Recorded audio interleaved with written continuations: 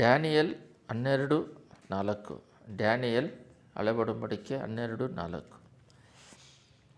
ದಾನಿಯೇಲನೇ, ನೀನು ಈ ಮಾತುಗಳನ್ನು ಮುಚ್ಚಿಡು, ಅವುಗಳನ್ನು ಬರೆಯುವ ಗ್ರಂಥಕ್ಕೆ ಮುದ್ರೆ ಹಾಕು. ಅಂತ್ಯಕಾಲದವರೆಗೆ ಮರೆಯಾಗಿರಲಿ. ಬಹು ಜನರು ಅತ್ತಿತ್ತ ತಿರುಗುವರು, ತಿಳುವಳಿಕೆಯು ಹೆಚ್ಚುವುದು. ಪ್ರಾರ್ಥನೆ ಮಾಡೋಣ. ಸ್ತುತಿಮಧ್ಯದಲ್ಲಿ ನಿವಾಸ ಮಾಡುವ ಪರಲೋಕ ತಂದೆಯೇ, ಈ ದಿನದಲ್ಲಿ ನಮಗೆ ಕೊಟ್ಟ ವಾಕ್ಯ ಭಾಗಕ್ಕಾಗಿ ಸ್ತೋತ್ರ ಚೆಲ್ಲಿಸ್ತಾ ಇದ್ದೇವೆ. ಈ ವಾಕ್ಯ ಭಾಗ ಮೂಲಕ ಮಾತಾಡು, ಕ್ರಿಯೆ ಮಾಡು. ಪರಿಶುದ್ಧಾತ್ಮನೇ, ನೀನು ಚಲಿಸು, ನಡೆಸು. ವಾಕ್ಯವೇ ನಮಗೆ ಕಾಲುಗಳಿಗೆ ದೀಪ, ನಮ್ಮ ಜೀವಿತವನ್ನು ಮಾರ್ಪಡಿಸುವಂಥದ್ದಾಗಿದೆ. ಮನುಷ್ಯನು ರೊಟ್ಟಿ ತಿಂದ ಮಾತ್ರದಿಂದಲ್ಲ, ದೇವರ ಮಾತಿನಿಂದ ಬದುಕ್ತಾನೆಂದುವ ಮಾತು ಸತ್ಯವಾಗಿದೆ. ದೇವರೇ ವಾಕ್ಯವಾಗಿದ್ದರೆ ವಾಕ್ಯವೇ ಸತ್ಯವಾಗಿದೆ. ಆ ಸತ್ಯದ ವಾಕ್ಯ ದೇವರು ನಮ್ಮ ಜೀವಿತಗಳನ್ನು ಬದಲಾಯಿಸಿ, ನಮ್ಮ ಜೀವಿತವನ್ನು ನಿನ್ನ ದಾರಿಯಲ್ಲಿ ನಡೆಸಿ, ಅಪ್ಪ ನಿನ್ನ ಚಿತ್ತಕ್ಕೆ ಅನುಗುಣವಾಗಿ ಲೋಕದಲ್ಲಿ ಜೀವಿಸಿ ಬರುವಿಕೆಗೆ ಈ ವಾಕ್ಯ ಸಿದ್ಧ ಮಾಡಬೇಕಾಗಿ ಯೇಸುವಿನ ನಾಮದಲ್ಲಿ ಬೇಡಿ ತಂದೆಯೇ, ಆಮೇನ್. ನೋಡ್ರಿ, ಈ ದಿನದಲ್ಲಿ ಎಜುಕೇಷನ್ ಇಲ್ಲದೆ ಇರುವ ಒಂದು ಕಾಲ ಇತ್ತು. ನಮ್ಮ ತಂದೆ ಕಾಲದಲ್ಲೆಲ್ಲ 10ನೇ ಕ್ಲಾಸ್ ಓದಿದ್ರೆ ಸಾಕು, ಅದು ದೊಡ್ಡದು. ಆ ಕಾಲದಲ್ಲಿ ಓದಿದ್ರೆ ಏನು ಬರುತ್ತೆ, ಇಲ್ಲಿ ದನ ಕಾದ್ರೆ ಹಣ, ಅದು ಆಳು ಮೂಲಕ ಅದು ಅಮೌಂಟು ಬರುತ್ತೆ ಅಂತ ಹೇಳ್ಬಿಟ್ಟು ಯಾರು ಓದೋಕ್ಕೆ ಕಳಿಸ್ತಾ ಇರಲಿಲ್ಲ.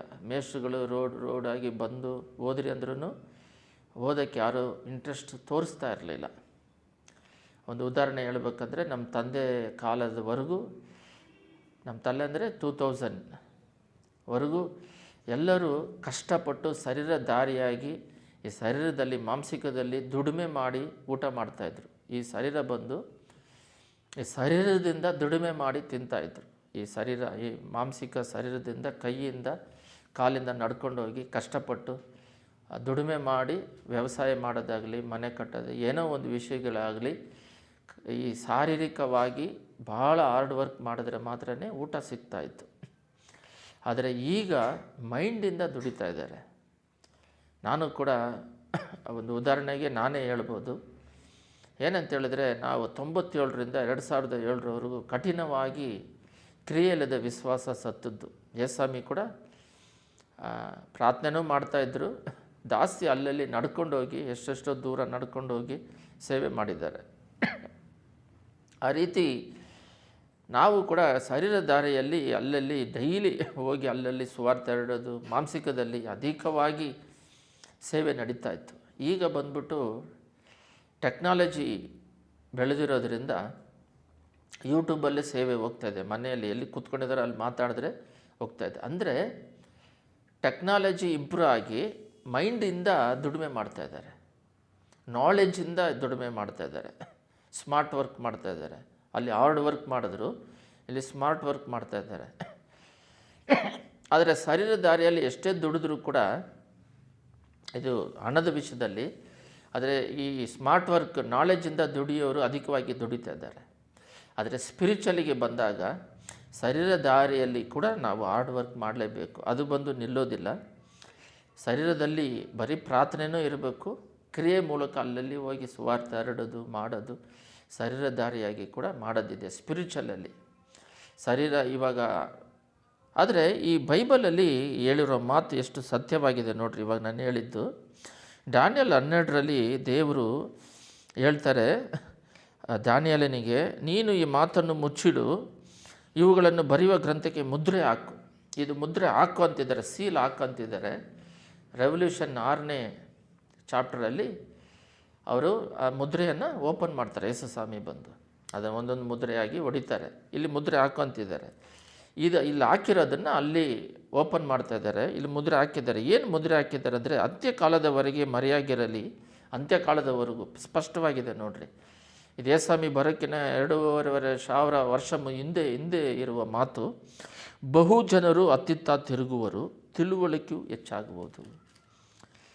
ಈ ಅತ್ತಿತ್ತ ತಿರುಗುವರು ಅಂದರೆ ವೇಸ್ಟೇಜ್ ಆಗಿ ತಿರುಗುವರು, ಕಾರಣ ಇಲ್ಲದೆ ತಿರುಗುವರು, ಕೆಲಸಕ್ಕೆ ಬಾರದ ಕಾರ್ಯಗಳಿಗೆಲ್ಲ ಸುಮ್ಮನೆ ವೇಸ್ಟೇಜ್ ಆಗಿ ನಡೆಯುವರು. ದೇವ್ರು ನಂಬ್ಕೊಂಡಿದ್ದ ತಕ್ಷಣ ಅಲ್ಲಿ ಎಲ್ಲಾದರೂ ಹೋದರೆ ಏನೋ ಒಂದು ವರ್ಕ್ ಇದ್ದರೆ ಟೈಮ್ ವೇಸ್ಟ್ ಮಾಡ್ದಂಗೆ ಕೆಲಸ ಟೈಮನ್ನು ಉಪಯೋಗಿಸುವರು, ಟೈಮ್ ಉಪಯೋಗಿಸದೆ ತಿರುಗುವರು. ಎರಡನೇದಾಗಿ ಭಾಳ ಮುಖ್ಯವಾದದ್ದು ತಿಳುವಳಿಕೆ ಹೆಚ್ಚುವುದು. ಇದ್ರ ಬಗ್ಗೆನೇ ಇವತ್ತು ನಾವು ಡಿಸ್ಕಸ್ ಮಾಡೋಣ ಅಂತಿದ್ದೀವಿ.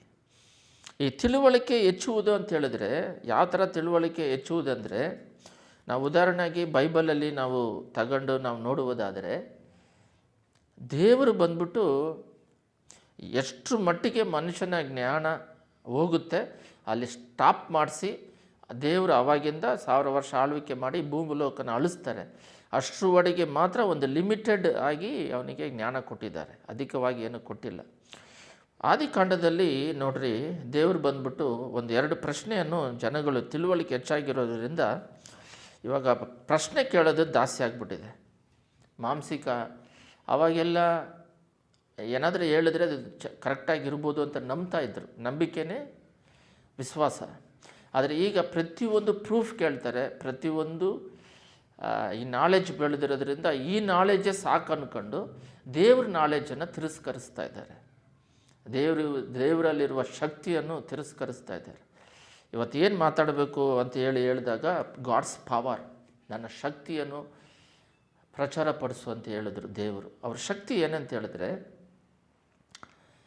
ಮೊದಲನೇದಾಗಿ ನಾನು ಹೊಸದಾಗಿ ಯೇಸು ನಂಬಿದಾಗ ನನ್ನ ಹತ್ರ ಕೇಳುವ ಪ್ರಶ್ನೆ ಏನಂದರೆ, ದೇವರನ್ನು ತೋರಿಸು ಅಂತ ಹೇಳ್ಬಿಟ್ಟು, ದೇವ್ರನ್ನ ತೋರಿಸ್ರಿ ಅಂತ. ನಾನು ಅದಕ್ಕೆ ಭಾಳ ಜನಗಳು ಆಗ್ತದೋ ಆಗಲ್ವೋ ಗೊತ್ತಿಲ್ಲ, ಬಟ್ ನಾನು ದೇವ್ರು ನಂಬ್ಕೊಂಡಿರೋದ್ರಿಂದ ನನಗೆ ಕೊಟ್ಟಿರುವ ನಾಲೆಜಿಂದ, ನನಗೆ ಕೊಟ್ಟಿರೋಂಥ ದೇವ್ರು ಕೊಟ್ಟಿರೋ ನಾಲೆಜಿಂದ ನಾನು ದೇವ್ರನ್ನ ತೋರಿಸ್ತಾ ಇದ್ದೆ. ಹೆಂಗಂದರೆ, ಭೂಮಿ ನೋಡು ಇದೇ ದೇವರು ಅಂತಿದ್ದೆ. ಅಂದರೆ ಅದನ್ನು ಮುಕ್ಕೋದಲ್ಲ, ಅದನ್ನು ಆರಾಧನೆ ಮಾಡೋದಲ್ಲ. ಭೂಮಿ ನೋಡಿದ್ರೆ ಹೆಂಗಂದರೆ, ಭೂಮಿ ತಿರುಗ್ತದೆ, ನಾವು ಭೂಮಿ ಮೇಲೆ ನಿಂತಿದ್ದೀವಿ, ನಾವು ಭೂಮಿ ಅಷ್ಟು ಫಾಸ್ಟಾಗಿ ತಿರುಗಿದ್ರೆ ನಾವು ತಿರುಗಬೇಕು, ಭೂಮಿ ತಿರುಗಿದ್ರೆ ನಾವು ತಿರುಗಬೇಕು, ಭೂಮಿ ತಿರುಗ್ತದೆ ನಾವು ತಿರುಗೋದಿಲ್ಲ. ಎರಡನೇದು, ಭೂಮಿ ತಿರುಗಿಸೋರು ಯಾರು? ಅಷ್ಟು ಫಾಸ್ಟಾಗಿ ತಿರುಗಿದ್ರೆ ನಮ್ಮ ತಲೆ ತಿರುಗೋದಿಲ್ಲ. ಕೀರ್ತನೆ 19ರಲ್ಲಿ ಆ ವಾಕ್ಯ ಇದೆ ಅಂತ ಹೇಳ್ಬಿಟ್ಟು ಅದನ್ನು ಓದಿ ಅವರಿಗೆ ತಿಳಿಸ್ತಾ ಇದ್ದೆ. ಈ ಭೂಮಿ ಬಂದು ದೇವರ ಶಕ್ತಿಯಿಂದ ಯಾವ ಥರ ನಡೀತಿದೆ ಅಂತ ಹೇಳ್ಬಿಟ್ಟು ಅವರಿಗೆ ತೋರಿಸ್ತಾ ಇದ್ದೆ. ನಿಮಗೆ ಅರ್ಥ ಆಗ್ತಾಯಿದೆ ಹೇಳೋದು? ಯಾರಾದರೂ ದೇವರು ತೋರಿಸಂದರೆ ಈ ಭೂಮಿನ ತೋರಿಸಿದ್ರೆ ಸಾಕು, ಭೂಮಿ ತಿರುಗ್ತೈತೆ. ವಸ್ತುಗಳಲ್ಲಿ 3 ಚಲಿಸುವುದು. ಮನುಷ್ಯ ಒಬ್ಬ ನಡ್ಕೊಂಡು ಹೋಗ್ತಾರೆ, ಮೃಗ ನಡ್ಕೊಂಡು ಹೋಗುತ್ತೆ. ಅದು ಬಿಟ್ಟರೆ ಮರಗಳು ಇಲ್ಲಿಂದ ಮನೆ ಸುತ್ತೋದು. ವೆಹಿಕಲೆಲ್ಲ ನಾವು ಓಡಿಸಿದ್ರೆ ಹೋಗುತ್ತೆ, ನಾವು ಆಪ್ರೇಟ್ ಮಾಡಬೇಕು. ಸ್ಯಾಟಲೈಟ್ಗಳೆಲ್ಲ ಅದಷ್ಟಿಗೆ ಅದೇ ಕೆಲಸ ಮಾಡೋದು ಯಾವುದಂದರೆ 3: ಮನುಷ್ಯ, ಮೃಗ, ಈ ಭೂಮಿ, ಸ್ಯಾಟಲೈಟ್ ಭೂಮಿ. ಸೂರ್ಯ ತಿರುಗೋದಿಲ್ಲ. ಇಲ್ಲಿ ಆಕಾಶವು ದೇವರ ಪ್ರಭಾವವನ್ನು ಪ್ರಚಾರಪಡಿಸುತ್ತದೆ. ಕೀರ್ತನೆ 19:1. ಗಗನವು ಆತನ ಕೈ ಕೆಲಸವನ್ನು ತಿಳಿಸುತ್ತದೆ, ದಿನಕ್ಕೆ ದಿನ ಪ್ರಕಟಿಸುತ್ತಿರುವುದು, ರಾತ್ರಿ ಅರಿಯುತ್ತಿರುವುದು.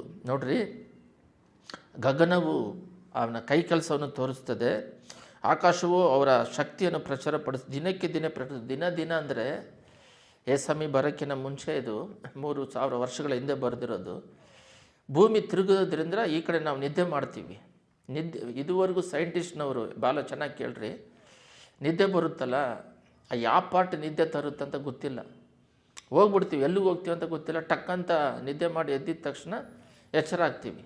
ಮನುಷ್ಯ ಬಂದು ಯಾಕೆ ನಿದ್ದೆ ಮಾಡ್ತಾನೆ, ನಿದ್ದೆ ಮಾಡದೆ ಕೆಲಸ ಮಾಡ್ಬೋದಲ್ಲ ಅಂತೇಳಿ ಇಂಜೆಕ್ಷನ್ ತಗೊಂಡ್ರೆ ಅವನು ವೀಕ್ ಆಗ್ತಾ ಬಂದ, ನಿದ್ದೆ ಮಾಡದೆ ಇರೋದ್ರಿಂದ ಸಾಯೋ ಸ್ಥಿತಿಗೆ ಹೋಗ್ಬಿಟ್ಟ. ಅದರಿಂದ ದೇವರು ಸೃಷ್ಟಿ ಮಾಡಿರೋದು ನಿದ್ದೆ. ಆ ನಿದ್ದೆ ಮಾಡಿ ರಾತ್ರಿ ಹಗಲು ಮಾಡಿದ್ದಾರೆ. ರಾತ್ರಿ ಅಂದಾಗ ನಿದ್ದೆ ಮಾಡಬೇಕು, ಎಷ್ಟು ಕರೆಕ್ಟಾಗಿದೆ ನೋಡ್ರಿ. ಶಬ್ದವಿಲ್ಲ, ಮಾತಿಲ್ಲ, ಭೂಮಿ ತಿರುಗ್ತತೆ. ಯಾವುದೇ ಒಂದು ವಸ್ತು ಸ್ಕೂಟ್ರ್ ಸ್ಟಾರ್ಟ್ ಮಾಡಿದ್ರೆ ಶಬ್ದ ಬರುತ್ತೆ, ಭೂಮಿ ಬಂದು ಜೋರಾಗಿ ತಿರುಗಿದ್ರೂ ಶಬ್ದ ಇಲ್ಲ, ಭೂಮಿ ಶಬ್ದ ಮಾಡ್ತಿಲ್ಲ. ಮಾತಿಲ್ಲ, ಅವುಗಳ ಸ್ವರ ಕೇಳಿಸುವುದಿಲ್ಲ, ಆದರೂ ಅವುಗಳ ಪ್ರಭಾವ ಭೂಮಿಯಲ್ಲೆಲ್ಲ ಪ್ರಸರಿಸುತ್ತದೆ. ಅವುಗಳ ನುಡಿಗಳು ಕಡೆವರೆಗೆ ವ್ಯಾಪಿಸುತ್ತದೆ.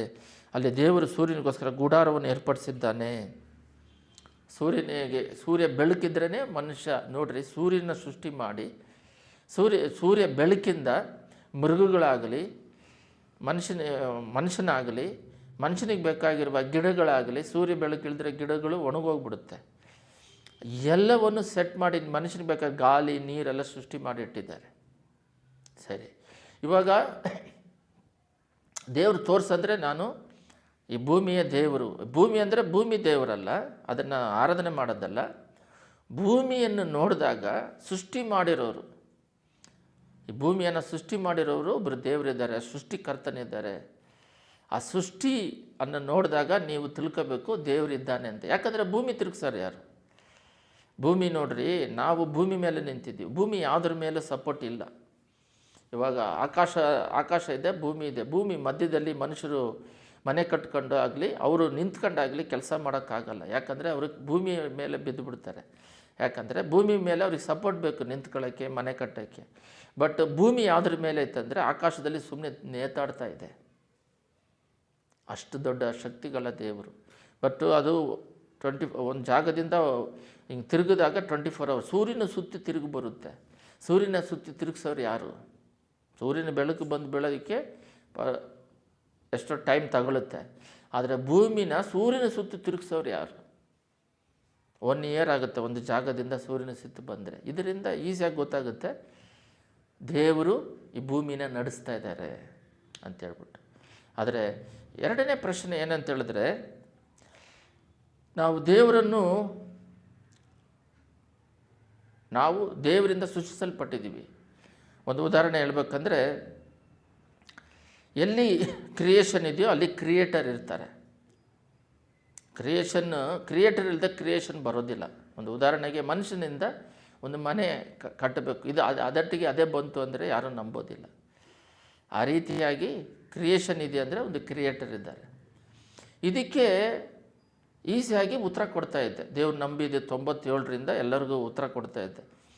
ಯಾಕಂದರೆ ಬೈಬಲ್ ಓದಿರೋದ್ರಿಂದ, ಅದು ಮಾತಾಡೋದ್ರಿಂದ ದೇವರನ್ನು ತೋರಿಸು ಅಂದರೆ, ದೇವರನ್ನ ಭೂಮಿ ನೋಡಿದ್ರೇ ದೇವ್ರನ್ನ ನೀವು ಕಾಣ್ಬೋದು. ಯಾಕಂದರೆ ಅದು ರಾತ್ರಿ ಆಗ್ತಾಯಿದೆ. ಅದು ತಿರುಗಿಸೋರು ಯಾರು? ಆಕ್ಸಿಸ್ ಅಂತ ಹೇಳ್ತಾರೆ, ಕನ್ನಡದಲ್ಲಿ ರೇಖೆ ಅಂತ ಹೇಳ್ತಾರೆ. ಆ ಸೂರ್ಯ ಸುತ್ತು ತಿರುಗುತ್ತೆ, ಅದನ್ನೆಲ್ಲ ತಿರುಗಿಸ್ತಿರೋರು ಯಾರು ಅಂದರೆ ದೇವರು ತಿರುಗಿಸ್ತಾ ಇದ್ದಾರೆ, ನಡೆಸ್ತಾ ಇದ್ದಾರೆ ಅಂತ ಹೇಳ್ಬಿಟ್ಟು. ಆದರೆ ದೇವರನ್ನೇ ಯಾರು ಸೃಷ್ಟಿ ಮಾಡಿರೋದು? ಸ್ವಲ್ಪ ಜನಗಳು ಏನು ಮಾಡ್ತಾರೆ ಅಂದರೆ, ದೇವರನ್ನೇ ಯಾರು ಸೃಷ್ಟಿ ಮಾಡಿರೋದು ಅಂತ ಪ್ರಶ್ನೆ ಕೇಳ್ತಾರೆ. ಅದಕ್ಕೆ ಉತ್ತರ ಕೂಡ ಇದೆ. ಅದರಿಂದ ಕಮ್ಯುನಿಸ್ಟ್ಗಳು ಎದ್ದೇಳ್ಬಿಡ್ತು. ಅವರು ಇವಾಗ ನಾವು ಉದಾಹರಣೆ 2 ಪ್ರಶ್ನೆಗೆ, ಮೊದಲನೇ ಪ್ರಶ್ನೆ ದೇವ್ರನ್ನ ತೋರಿಸಂದರೆ ತೋರಿಸ್ಬಿಟ್ವಿ. ಆವಾಗ ಸರಿ, ಭೂಮಿ ತಿರುಗಿಸೋದು ಯಾರಪ್ಪ? ನೀನು ತಿರುಗಿಸ್ತಿದ್ಯಾ? ಯಾರು ತಿರುಗಿಸ್ತಾ ಇದ್ದಾರೆ ಭೂಮಿ? ಅದಟ್ಟಿಗೆ ಅದೇ ಹೆಂಗೆ ತಿರುಗುತ್ತೆ? ಅದು ಯಾರೋ ಒಬ್ಬರು ಅದನ್ನು ಸೃಷ್ಟಿ ಮಾಡಿ ತಿರುಗಿಸ್ದೇ ಹೋದರೆ ಅದು ಹೆಂಗೆ ತಿರುಗುತ್ತೆ? ಅದೇನು ಒಂದು ವಸ್ತು ತಾನೇ. ಅಂದರೆ ಅದರ ಹಿಂದುಗಡೆ ಒಬ್ಬರು ಅದನ್ನು ಚಲಿಸಿ ನಡೆಸ್ತಾ ಇರೋರು ಇದ್ದಾರೆ. ಸರಿ, ಒಪ್ಕೊಂಡ್ರು ದೇವರಿದ್ದಾರೆ ಅಂತ. ನೋಡ್ರಿ, ಎಲ್ಲರೂ ಗಮನ ಇಟ್ಟು ಕೇಳ್ರಿ, ದೇವರು ಹೆಂಗೆ ಬಂದರು, ದೇವ್ರನ್ನ ಹೆಂಗೆ ಸೃಷ್ಟಿ ಮಾಡಿದ್ರು ಅಂತ. ಅದಕ್ಕೆ ಬೈಬಲಲ್ಲಿ ಬಹಳ ಉದಾಹರಣೆಗಳಿದ್ದಾವೆ. ಅದರಲ್ಲಿ ಮುಖ್ಯವಾಗಿ ದೇವರು ಬಂದ್ಬಿಟ್ಟು ಅವರೇ ಎಕ್ಸಿಸ್ಟಿಂಗ್ ಆಗ್ತಾರೆ. ಅವ್ರನ್ನ ಯಾರು ಸೃಷ್ಟಿ ಮಾಡೋದಕ್ಕೆ ಅಲ್ಲ, ಅವರೇ ಎಕ್ಸಿಸ್ಟಿಂಗ್ ಮಾಡ್ಕೊಳ್ತಾರೆ. ಸೆಲ್ಫ್ ಅಂದರೆ ಸೆಲ್ಫಾಗಿ ಅವರು ಸೃಷ್ಟಿ ಮಾಡಿಕೊಂಡು ಇರ್ತಾರೆ. ಒಂದು ಉದಾಹರಣೆಗೆ, ಇವಾಗ ದೇವ್ರನ್ನ ಯಾರಾದರೂ ಸೃಷ್ಟಿ ಮಾಡಿದ್ರು ಅಂತ ಇಟ್ಕೊಳ್ರಿ. ಒಂದು ಎಕ್ಸಾಂಪಲಿಗೆ, ದೇವ್ರನ್ನ ಯಾರಾದರೂ ಸೃಷ್ಟಿ ಮಾಡಿದ್ರೆ ಅವರು ದೇವರಲ್ಲ. ಅರ್ಥ ಆಗ್ತಿಲ್ಲ ನಿಮಗೆ? ದೇವ್ರನ್ನ ಯಾರಾದರೂ ಸೃಷ್ಟಿ ಮಾಡಿದ್ರೆ ಇದು ಸೃಷ್ಟಿ ಮಾಡಿರೋ ವಸ್ತಾಗುತ್ತೆ, ಸೃಷ್ಟಿ ಮಾಡಿರೋರು ದೇವರಾಗ್ತಾರೆ. ಅದರಿಂದ ದೇವರನ್ನವರು ತನ್ನನ್ನು ತಾನೇ ಸೃಷ್ಟಿ ಮಾಡಿಕೊಂಡು ಸೆಲ್ಫ್ ಎಕ್ಸಿಸ್ಟಿಂಗ್ ಆಗಿ ಅವರು ಇತರರನ್ನು ಸೃಷ್ಟಿ ಮಾಡೋರಾಗಿರ್ಬೇಕು. ಅವರೇ ದೇವರು. ಅರ್ಥ ಆಯ್ತಾ? Jesus power. ಈಗ ಮನುಷ್ಯ ಏನು ಮಾಡ್ತಿದ್ದಾನೆ ಅಂತ ಹೇಳಿದ್ರೆ, ಎರಡಕ್ಕೂ ನಾನು ಉತ್ತರ ಕೊಟ್ಟಿದ್ದೀನಿ. ಆದರೆ ಮನುಷ್ಯ ಏನು ಮಾಡ್ತಿದ್ದಾನೆ, ಈ ಭೂಮಿನ ಇಟ್ಕೊಂಡು, ಈ ಭೂಮಿಯಲ್ಲಿ ಸ್ವಲ್ಪ ತಿಳುವಳಿಕೆ ಹೆಚ್ಚಾಗುವುದಂತ ಡ್ಯಾನಿಯಲ್ ಹೇಳಿರೋ ಪ್ರಕಾರವಾಗಿ, ಇದೇ ಇವತ್ತಿನ ದಿನದಲ್ಲಿ ನಾವು ನೋಡಬೇಕಾಗಿರೋ ವಾಕ್ಯ ಭಾಗ. ಈ ಭೂಮಿಯಲ್ಲಿರುವ ಟೆಕ್ನಾಲಜಿನ ಬೆಳೆಸಿ ದೇವ್ರನ್ನ ಆರಾಧನೆ ಮಾಡೋದನ್ನು ಬಿಟ್ಬಿಟ್ಟು ದೇವ್ರ ಮೇಲೆ ಪ್ರಶ್ನೆ ಕೇಳಿಕೊಂಡು ಅವನ ಆತ್ಮಗಳನ್ನು, ಅವನ ಜೀವಿತಗಳನ್ನು ನಷ್ಟಪಡಿಸ್ಕೊಳ್ತಾ ಇದ್ದಾರೆ. ಅದ್ರ ಬಗ್ಗೆ ನಾವು ಸ್ವಲ್ಪ ಧ್ಯಾನಿಸೋಣ. ನೋಡ್ರಿ, ದೇವರು ಬಂದ್ಬಿಟ್ಟು ಆದಿಕಾಂಡ 1:1 ನಾವು ಉದಾಹರಣೆಗೆ ನೋಡುವುದಾದರೆ, ಆದಿಯಲ್ಲಿ ದೇವರು ಆಕಾಶವನ್ನು ಭೂಮಿಯನ್ನು ಉಂಟು ಮಾಡಿದನು, ಭೂಮಿ ಕ್ರಮವಿಲ್ಲದೆ ಬರಿದಾಗಿ ಇತ್ತು.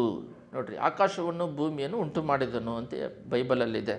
ಅದೇ ರೀತಿಯಲ್ಲಿ ಮೊದಲನೇ ದಿನದಲ್ಲಿ ಅವರು ಬೆಳಕನ್ನು ಉಂಟು ಮಾಡಿದರು, ಎರಡನೇ ದಿನದಲ್ಲಿ ಅವರು ಭೂಮಿಯನ್ನು ಉಂಟು ಮಾಡಿದರು. ಮೂರನೇ ದಿನದಲ್ಲಿ ಅವರು ನೀರನ್ನು ಸೃಷ್ಟಿ ಮಾಡಿದ್ರು ಅಂತೆಲ್ಲ ನೋಡ್ತೀವಿ. ಒಂದೊಂದಾಗಿ ನಾವು ನೋಡಿದಾಗ ನಾಲ್ಕನೇದಾಗಿ ಅವರು ಸೂರ್ಯ, ಚಂದ್ರ, ನಕ್ಷತ್ರಗಳನ್ನು ಸೃಷ್ಟಿ ಮಾಡಿದ್ರು ಅಂತ ನೋಡ್ತೀವಿ. 5ನೇ ದಿನದಲ್ಲಿ ಪಾರಿವಾಳಗಳನ್ನು, ಮೀನುಗಳನ್ನು ಸೃಷ್ಟಿ ಮಾಡಿದ್ರು ಅಂತ ನೋಡ್ತೀವಿ. 6ನೇ ದಿನದಲ್ಲಿ ಮನುಷ್ಯನನ್ನು ಸೃಷ್ಟಿ ಮಾಡಿದ್ವಿ ಅಂತ 1ನೇ ಅಧ್ಯಾಯ ಪೂರ್ತಿ ನಾವು 1ರಿಂದ 31ರವರೆಗೂ ನೋಡಿದ್ರೆ 1ನೇ ದಿನದಲ್ಲಿ, 2ನೇ ದಿನದಲ್ಲಿ ಯಾವ ರೀತಿ ಅವರು ಸೃಷ್ಟಿ ಮಾಡ್ಕೊಳ್ತಾ ಬಂದರು ಅಂತ ಹೇಳ್ಬಿಟ್ಟು ಒಂದೊಂದಾಗಿ ನಾವು ನೋಡ್ತೀವಿ. ಇವಾಗ ಅವರು ದೇವರು ಸೃಷ್ಟಿ ಮಾಡಿದ್ದಾರೆ. ಇವಾಗ ಮೊದಲೇ ಹೇಳಿದೆ, ದೇವರು ಸೃಷ್ಟಿ ಮಾಡದೇನೆ ವಿತೌಟ್ ಕ್ರಿಯೇಟರ್ ನೋ ಕ್ರಿಯೇಷನ್. ಒಂದು ಉದಾಹರಣೆಗೆ, ಇನ್ನೂ ಉದಾಹರಣೆ ಹೇಳ್ಬೇಕಂದ್ರೆ, ಕರ್ನಾಟಕದಲ್ಲಿ ವಿಧಾನಸೌಧ ಇದೆ, ಯಾರು ಕಟ್ಟಿಲ್ಲ ಅದೇ ಬಂತಂತ ಹೇಳಿದ್ರೆ ಅದು ಹೆಂಗಪ್ಪ ಬರುತ್ತಂತ ಉದಾಹರಣೆಗೆ ಯಾರು ಕಟ್ಟಿಲ್ಲ ಅಂದರೆ ಅದು ಹೆಂಗೆ ಬಂತಂತ ಹೇಳಿದಾಗ, ಯಾರು ಕಟ್ಟೇ ಇಲ್ಲ ಅದೇ ಬಂತಂದರೆ ಯಾರು ನಂಬೋದಿಲ್ಲ. ಮೈಸೂರು ಪ್ಯಾಲೇಸ್ ಇದೆ ಮೈಸೂರಲ್ಲಿ, ಅದೇ ಬಂದುಬಿಡ್ತಂದರೆ ಯಾರು ನಂಬೋದಿಲ್ಲ, ಯಾರಾದರೂ ಒಬ್ರು ಕಟ್ಟಿರ್ಬೇಕು. ಅದೇ ರೀತಿ ಭೂಮಿ ಅದೇ ಬಂತಂದರೆ ನಂಬೋಕ್ಕಾಗೋದಿಲ್ಲ. ಅದೇ ಬಂತಂದ್ರೂ ಅದು ತಿರುಗಿಸೋರು ಯಾರು? ಅದೇ ಅಲ್ಲಿ ಮುಖ್ಯವಾದ ಪಾಯಿಂಟ್. ಭೂಮಿ ಸುಮ್ಮನೆ ಇದ್ದರೆ ಪರವಾಗಿಲ್ಲ, ಅದನ್ನು ತಿರುಗಿಸೋರು ಯಾರು? ಅದು ಆಕಾಶದಲ್ಲಿ ನಿಂದಿರಿಸಿರೋರು ಯಾರು? ಅದನ್ನು ನಡೆಸ್ತಿರೋರು ಯಾರು? ಆವಾಗ ದೇವರನ್ನೋರು ಗೊತ್ತಾಗುತ್ತೆ. ಆದರೆ ದೇವರು ಭಾಳ ಚೆನ್ನಾಗಿ ಕೇಳ್ರಿ, ಈ ದೇವರು ಬಂದ್ಬಿಟ್ಟು ಭೂಲೋಕದಲ್ಲಿ ಎಲ್ಲವನ್ನು ಸೃಷ್ಟಿ ಮಾಡಿ ಮನುಷ್ಯನ ಕೈಯಲ್ಲಿ ಕೊಟ್ಟರು. ಆದಿಕಾಂಡದಲ್ಲಿ ಅದೇ ರೀತಿಯೇ ಇರೋದು. ಅದರಲ್ಲಿ ಮನುಷ್ಯನನ್ನು ಆದಾಮ್ ಯಾವಳನ್ನು ಸೃಷ್ಟಿ ಮಾಡಿ ಅವನ ಕೈಯಲ್ಲಿ ಕೊಟ್ಟು, ಇದನ್ನೆಲ್ಲ ನೀನು ಉಪಯೋಗಿಸ್ಕೋ, ಇದನ್ನೆಲ್ಲ ನೀನು ಆಳ್ವಿಕೆ ಮಾಡು ಅಂತ ಹೇಳ್ಬಿಟ್ಟು ಅವನ ಕರದಲ್ಲಿ ದೇವರು ಈ ಮನುಷ್ಯನ ಕೈಯಲ್ಲಿ ಅದನ್ನೆಲ್ಲ ಅವನ ಕೈಯಲ್ಲಿ ಕೊಡ್ತಾರೆ. ಆದಾಮ್ ಯಾವಳನ್ನ ಮನುಷ್ಯನ 6ನೇ ದಿನದಲ್ಲಿ ಸೃಷ್ಟಿ ಮಾಡಿ 7ನೇ ದಿನದಲ್ಲಿ ವಿಶ್ರಾಂತಿ ತೆಗೆದುಕೊಂಡು ಅವರೇನು ಮಾಡ್ತಾರೆ, ಮನುಷ್ಯನನ್ನು ನೀನು ಇದನ್ನು ದೊರೆತನ ಮಾಡು. ಇದರಲ್ಲಿ 1ರಲ್ಲೇ 28ರಲ್ಲಿದೆ, ನೀವು ಬಹು ಸಂತಾನವುಳ್ಳವರಾಗಿ ಹೆಚ್ಚಿರಿ, ಭೂಮಿಯಲ್ಲಿ ತುಂಬಿಕೊಂಡು ಅದನ್ನು ವಶ ಮಾಡಿಕೊಳ್ಳಿರಿ, ಸಮುದ್ರದ ಮೀನುಗಳ ಮೇಲೆಯೂ ಆಕಾಶದ ಪಕ್ಷಿಗಳ ಮೇಲೆಯೂ ಭೂಮಿಯಲ್ಲೆಲ್ಲ ಚಲಿಸುವ ಎಲ್ಲ ಜೀವಿಗಳ ಮೇಲೆಯೂ ದೊರೆತನ ಮಾಡಿರಿ. ಮನುಷ್ಯನನ್ನೇ ಯಜಮಾನಾಗಿ ಭೂಮಿಯಲ್ಲಿ ಇಡ್ತಾರೆ. ಮನುಷ್ಯನ ಇಟ್ಟಿರೋದು, ಮೃಗಗಳನ್ನಲ್ಲ. ಮನುಷ್ಯದ ಏರೋಪ್ಲೇನಲ್ಲಿ ಹೋಗೋದು, ಬಟ್ಟೆ ಹಾಕೊಳ್ಳೋದು, ಓದೋದು, ಮನೆ ಕಟ್ಕೊಳ್ಳೋದು. ಮೃಗಗಳು ಆ ಥರ ಮಾಡೋದಿಲ್ಲ. ಅದಕ್ಕೆ ಮನುಷ್ಯನಿಗೆ ಅವರು ಸೃಷ್ಟಿ ಮಾಡಿ ಕೊಟ್ಟಿದ್ದಾರೆ.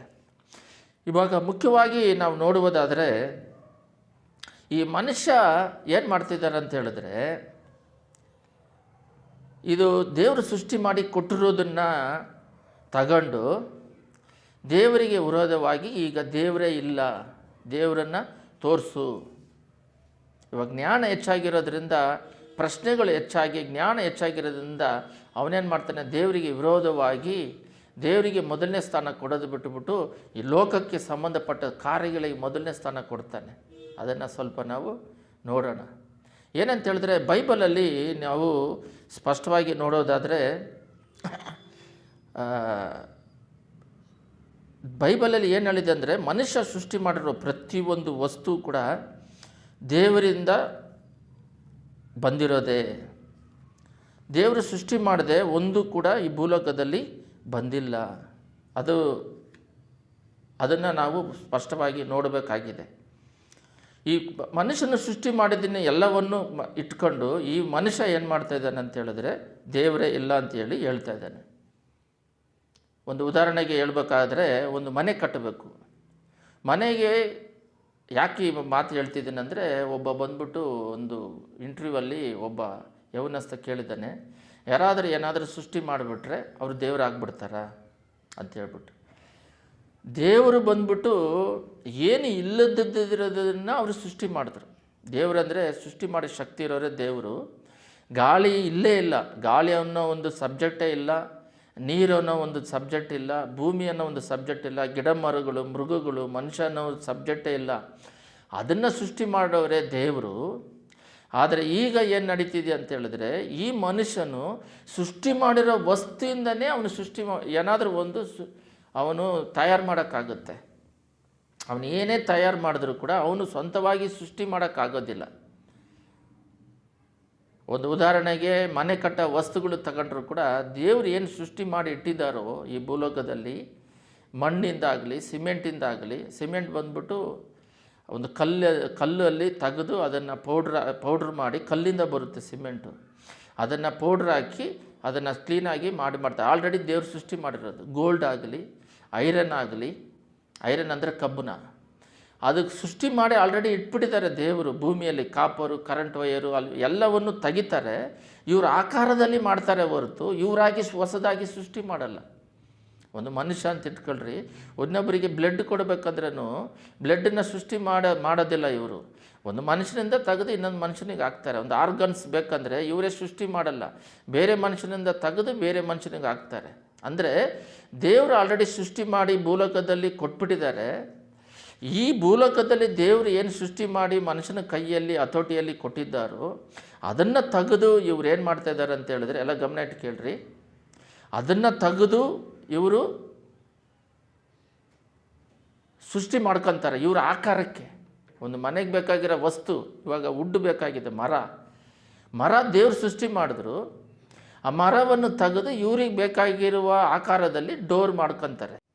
ಒಂದು ಪೂರ್ವಕಾಲ ವೃತ್ತಾಂತ 29:16 ನಾವು ನೋಡುವುದಾದರೆ, ಎಲ್ಲರೂ ಬೈಬಲ್ ತೆಗಿರಿ. ಒಂದು ಪೂರ್ವಕಾಲ ವೃತ್ತಾಂತ 29:16.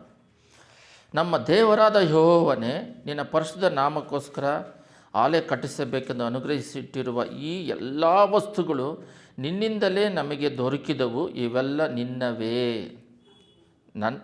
ನನ್ನ ದೇವರೇ. ಇಲ್ಲಿ ನೋಡ್ರಿ, ಒಂದು ಚಿಕ್ಕ ಆಲಯ ಕಟ್ಟಬೇಕಂತ ಹೇಳಿದ್ರೂ ಅಲ್ಲಿ 46 ವರ್ಷ ಒಂದು ದೊಡ್ಡ ಆಲಯವನ್ನು ಕಟ್ತಾರೆ. ನಾವು ಉದಾಹರಣೆಗೆ ಆಲಯ ಅಂತ ಹೇಳ್ತೀವಿ. ಏನೋ ಒಂದು ಸ್ಯಾಟಲೈಟ್ ಕಟ್ಟಬೇಕು, ಅದಕ್ಕೆ ಬೇಕಾಗಿರೋ ವಸ್ತುಗಳು ಅಲ್ಯೂಮಿನಿಯಂ ಬೇಕು, ಏರೋಪ್ಲೇನ್ ಮಾಡಬೇಕು, ಎಲ್ಲ ಭೂಮಿ ಒಳಗಡೆಯಿಂದನೇ. ಎಲ್ಲ ಭೂಮಿಯಲ್ಲಿ ದೇವರು ಸೃಷ್ಟಿ ಮಾಡಿರೋ ಬಂಗಾರದಿಂದ ಹಿಡಿದು ಬಂಗಾರ ಸಿಗುತ್ತೆ, ಇವ್ರ ಆಕಾರದಲ್ಲಿ ಮಾಡ್ಕೊತಾರೆ ಹೊರತು ಸೃಷ್ಟಿ ಮಾಡಿ ಇಟ್ಬಿಟ್ಟಿದ್ದಾರೆ. ಇವತ್ತಿನ ದಿನದಲ್ಲಿ ಯಾಕೆ ಈ ಮೆಸೇಜನ್ನು ತಗೋಬೇಕು ಅಂತ ಹೇಳಿದಾಗ, ಮನುಷ್ಯನು ಇದ್ರ ಬಿಟ್ಟು ಸ್ಪಿರಿಚುವಲ್ಗೂ ಬರೋಣ.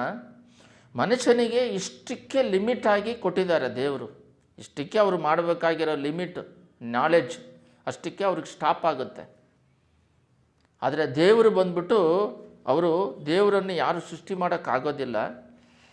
ಅವರನ್ನು ಸೃಷ್ಟಿ ಮಾಡಿದ್ರೆ ಅವರು ದೇವರಾಗಿ ಇರೋದಕ್ಕಾಗೋದಿಲ್ಲ. ಅವರು ಸೆಲ್ಫ್ ಎಕ್ಸಿಸ್ಟಿಂಗ್ ಗಾಡ್. ಅವರನ್ನೇ ಅವರು ಸೃಷ್ಟಿ ಮಾಡಿಕೊಂಡು ಬೇರೆಯವ್ರನ್ನ ಸೃಷ್ಟಿ ಮಾಡೋರೇ ದೇವರು. ಅವ್ರನ್ನ ಇನ್ನೊಬ್ಬರು ಸೃಷ್ಟಿ ಮಾಡಿದ್ರೆ ಅವ್ರು ದೇವರು ಇರೋಕ್ಕಾಗಲ್ಲ. ಇವಾಗ ಅವರು ಸೃಷ್ಟಿ ಮಾಡಿರೋ ವಸ್ತುಗಳನ್ನು ತಗೊಂಡು ಇವರೇನು ಮಾಡ್ತಾಯಿದ್ದಾರೆ, ಇವಾಗ ನಾವು ಬೈಬಲಲ್ಲಿ ಓದಿದಾಗ ನಾವು ಏನೇ ಒಂದು ಬಟ್ಟೆಗಳು ತಗೊಂಡ್ರಾಗಲಿ, ಏನೇ ಒಂದು ವಸ್ತುಗಳು ತಗೊಂಡ್ರಾಗಲಿ, ಎಲ್ಲ ದೇವ್ರು ಸೃಷ್ಟಿ ಮಾಡಿರೋ ಇಟ್ಟಿರೋದ್ರಿಂದನೇ ನಾವು ಮರಗಳಿಂದಾಗಲಿ ಅವರು ತಗೊಂಡು ನಮ್ಮ ಆಕಾರದಲ್ಲಿ ನಾವು ಮಾಡ್ಕೊತೀವಿ. ನಮ್ಮನ್ನು ನಾವೇ ಸೃಷ್ಟಿ ಮಾಡೋದಕ್ಕೆ ಆಗೋದಿಲ್ಲ. ಈ ರೀತಿಯಾಗಿ ಒಂದು ಉದಾಹರಣೆಯಾಗಿ ಹೇಳ್ಬೇಕಂದ್ರೆ, ದೇವರು ಸೃಷ್ಟಿ ಮಾಡಿದ್ದಾರೆ ಅನ್ನೋದಕ್ಕೆ ಒಂದು ಉದಾಹರಣೆ ಬೈಬಲಲ್ಲಿ ನಾವು ನೋಡೋದಾದರೆ ನೋಡ್ರಿ, ಮೋಸೆ ಸಮುದ್ರ ಇದೆ. ಆ ಸಮುದ್ರದಲ್ಲಿ ಕೊಂಬು ಹಿಂಗೆ ಎತ್ತಿ ಹಿಡಿದ ತಕ್ಷಣ ಎರಡಾಗಿ ಚೀಳಿಸುತ್ತೆ. ಅದು ಮಾಸ್ಟರ್ ನಮಗೆ ಗೊತ್ತು ಅಷ್ಟೇ.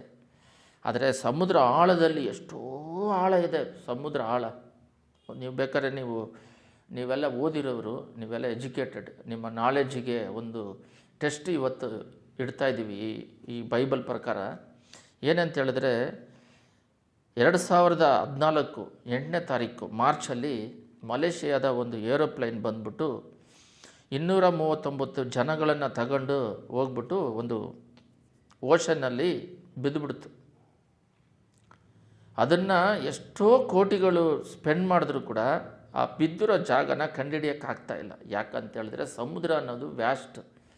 ಅಲ್ಲಿ ಬಿದ್ದಿದ ತಕ್ಷಣ ಅದು ಎಲ್ಲಿ ಹೋಗಿ ಸೇರ್ಕೊಂಡಿದೆ ಅಂತೇಳ್ಬಿಟ್ಟು ಅಷ್ಟು ಒಳಗೆ ಹೋಗ್ತಾ ಮನುಷ್ಯನಾಗಲಿ ಯಾವ ವಸ್ತು ಆಗಲಿ ಒಳಗೆ ಬಿಟ್ಟು ಕಂಡುಹಿಡಿಯೋಕ್ಕೆ ಯಾವ ಜಾಗದಲ್ಲಿ ಎಲ್ಲಿದೆ ಅಂತೇಳ್ಬಿಟ್ಟು 3 ಭಾಗ ಇದೆ ಭೂಮಿ. 3 ಭಾಗವಾಗಿ ಡಿವೈಡ್ ಮಾಡಿದ್ದಾರೆ.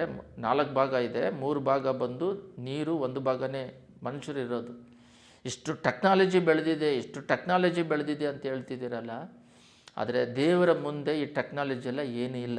ಅದೇ ಇವತ್ತು ದೇವರ ಶಕ್ತಿಯನ್ನು ನಾವು ನೋಡಬೇಕಾಗಿದೆ. ಈ ಮೋಸೆ ಹಿಂಗೆ ಕೊಂಬು ತೆಗೆದು ಹಿಂಗೆ ಹಾಕಿದ ತಕ್ಷಣ ಎಷ್ಟು ಆಳ ಇದೆಯೋ ಆ ಮಣ್ಣು ಹಂಗೆ ಮೇಲೆ ಬಂದು ಅವರು ಮಣ್ಣಲ್ಲಿ ನಡೀತಾರೆ. ಇದೇ ದೊಡ್ಡ ಆಶ್ಚರ್ಯ. ಇವ್ರಿಗೆ ಅದು ಒಳಗಡೆ ಎಷ್ಟು ಆಳ ಇದೆ ಇದುವರೆಗೂ ಅದು ಮಲೇಷಿಯಾ ಏರೋಪ್ಲೇನ್ನ ಕಂಡುಹಿಡ್ದಿಲ್ಲ. 10 ವರ್ಷ ಆಯಿತು, ಇನ್ನೂ ಕಂಡುಹಿಡ್ದಿಲ್ಲ. ಅಷ್ಟಕ್ಕೆ ಬಿಟ್ಬಿಟ್ರು ಅದು. ಆ ಥರ ಭಾಳ ಸಂಭವಗಳು ನಡೆದಿದ್ದಾವೆ. ಟೈಟಾನಿಕ್ ಶಿಪ್ ಕೂಡ ಬಿದ್ದೋದ ಮೇಲೆ ಅದು ಎಷ್ಟೋ ವರ್ಷಗಳಾದ ಮೇಲೆ ಈಗ ಕಂಡುಹಿಡಿದ್ರು ಅದು ಒಂದು ಪ್ಲೇಸಲ್ಲಿ. ಆದರೆ ಇವಾಗ ನಡೆದಿರೋ ಘಟನೆಗಳನ್ನು 2014ರಲ್ಲಿ ನಡೆದಿರೋ ಘಟನೆ 10 ವರ್ಷ ಆಗಿದೆ, ಕಂಡುಹಿಡಿಯೋಕ್ಕಾಗ್ತಿಲ್ಲ. ಆ ರೀತಿಯಾಗಿ ಮನುಷ್ಯನ ಕೈಗೆ ಆಗದೇ ಇರೋ ಕೆಲಸಗಳು ಭಾಳ ಇದ್ದಾವೆ. ನಿದ್ರೆ ಎಲ್ಲಿಂದ ಬರುತ್ತಂತ ಮನುಷ್ಯನ ಕೈಯಲ್ಲಿ ಕಂಡುಹಿಡಿಯೋಕ್ಕೆ ಇದುವರೆಗೂ ಆಗ್ತಾಯಿಲ್ಲ. ನಿದ್ದೆ ಯಾವ ಪಾರ್ಟ್ ಮನುಷ್ಯನಿಗೆ ನಿದ್ರೆ ತರಿಸ್ತಾ ಇದೆ ಅಂತ ಹೇಳ್ಬಿಟ್ಟು. ಅದರಿಂದ ಮನುಷ್ಯನ ಒಂದು ಲಿಮಿಟ್, ಅವನು 70 ವಯಸ್ಸಾದ್ಮೇಲೆ ಲೋಕ ಬಿಟ್ಟು ಹೋಗ್ತಾನೆ ಅಷ್ಟೇ, ಅವನ ಲಿಮಿಟ್ ಅಷ್ಟೇ.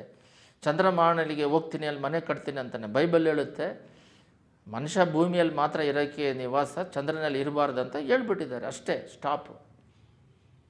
ಆದರೆ ದೇವರು ಸೃಷ್ಟಿ ಮಾಡಿದ್ರು ಅನ್ನೋದಕ್ಕೆ ಅವರ ಒಂದು ಶಕ್ತಿ ನೋಡ್ಬೇಕಂತ ಹೇಳಿದ್ರೆ, ಆ ಸಮುದ್ರ ಎರಡಾಗಿ ಚಿಳಿಸಿದಾಗ ಭೂಮಿ ಒಳಗಡೆಯಿಂದ ಮಣ್ಣು ಮೇಲೆ ಬರುತ್ತೆ, ಅದು ಒಣಗಿದೆ. ಸಮುದ್ರ ನೀರು ಹೋಗ್ತಾ ಇದ್ದಾಗ ಬೈಬಲ್ ಹೇಳುತ್ತೆ ಅದು ನೀರು ತ್ಯಾವೆ ಆಗಿರಬೇಕು. ಅದು ನೀರಾಗಿರಬೇಕು, ನಡೆಯೋಕ್ಕೆ ಕಷ್ಟ. ಬಟ್ ಅದು ಒಣಗೋಗ್ಬಿಟ್ಟಿದೆ ಅಂತಿದೆ. ಆ ಒಣಗಿರೋ ನೆಲದಲ್ಲಿ ಅವರು ನಡ್ಕೊಂಡು ಹೋಗ್ತಾರೆ ಇಸ್ರೇಲ್ ಜನಗಳು. 30 ಲಕ್ಷ 40 ಲಕ್ಷ ಜನ, ಯಾಕಂದರೆ 6 ಲಕ್ಷ ಜನ ಪುರುಷರೇ ಇದ್ರಂತಿದೆ. ಅದರಲ್ಲಿ ನಡ್ಕೊಂಡು ಹೋಗ್ತಾರೆ ಅವ್ರ ಮಕ್ಕಳೆಲ್ಲ.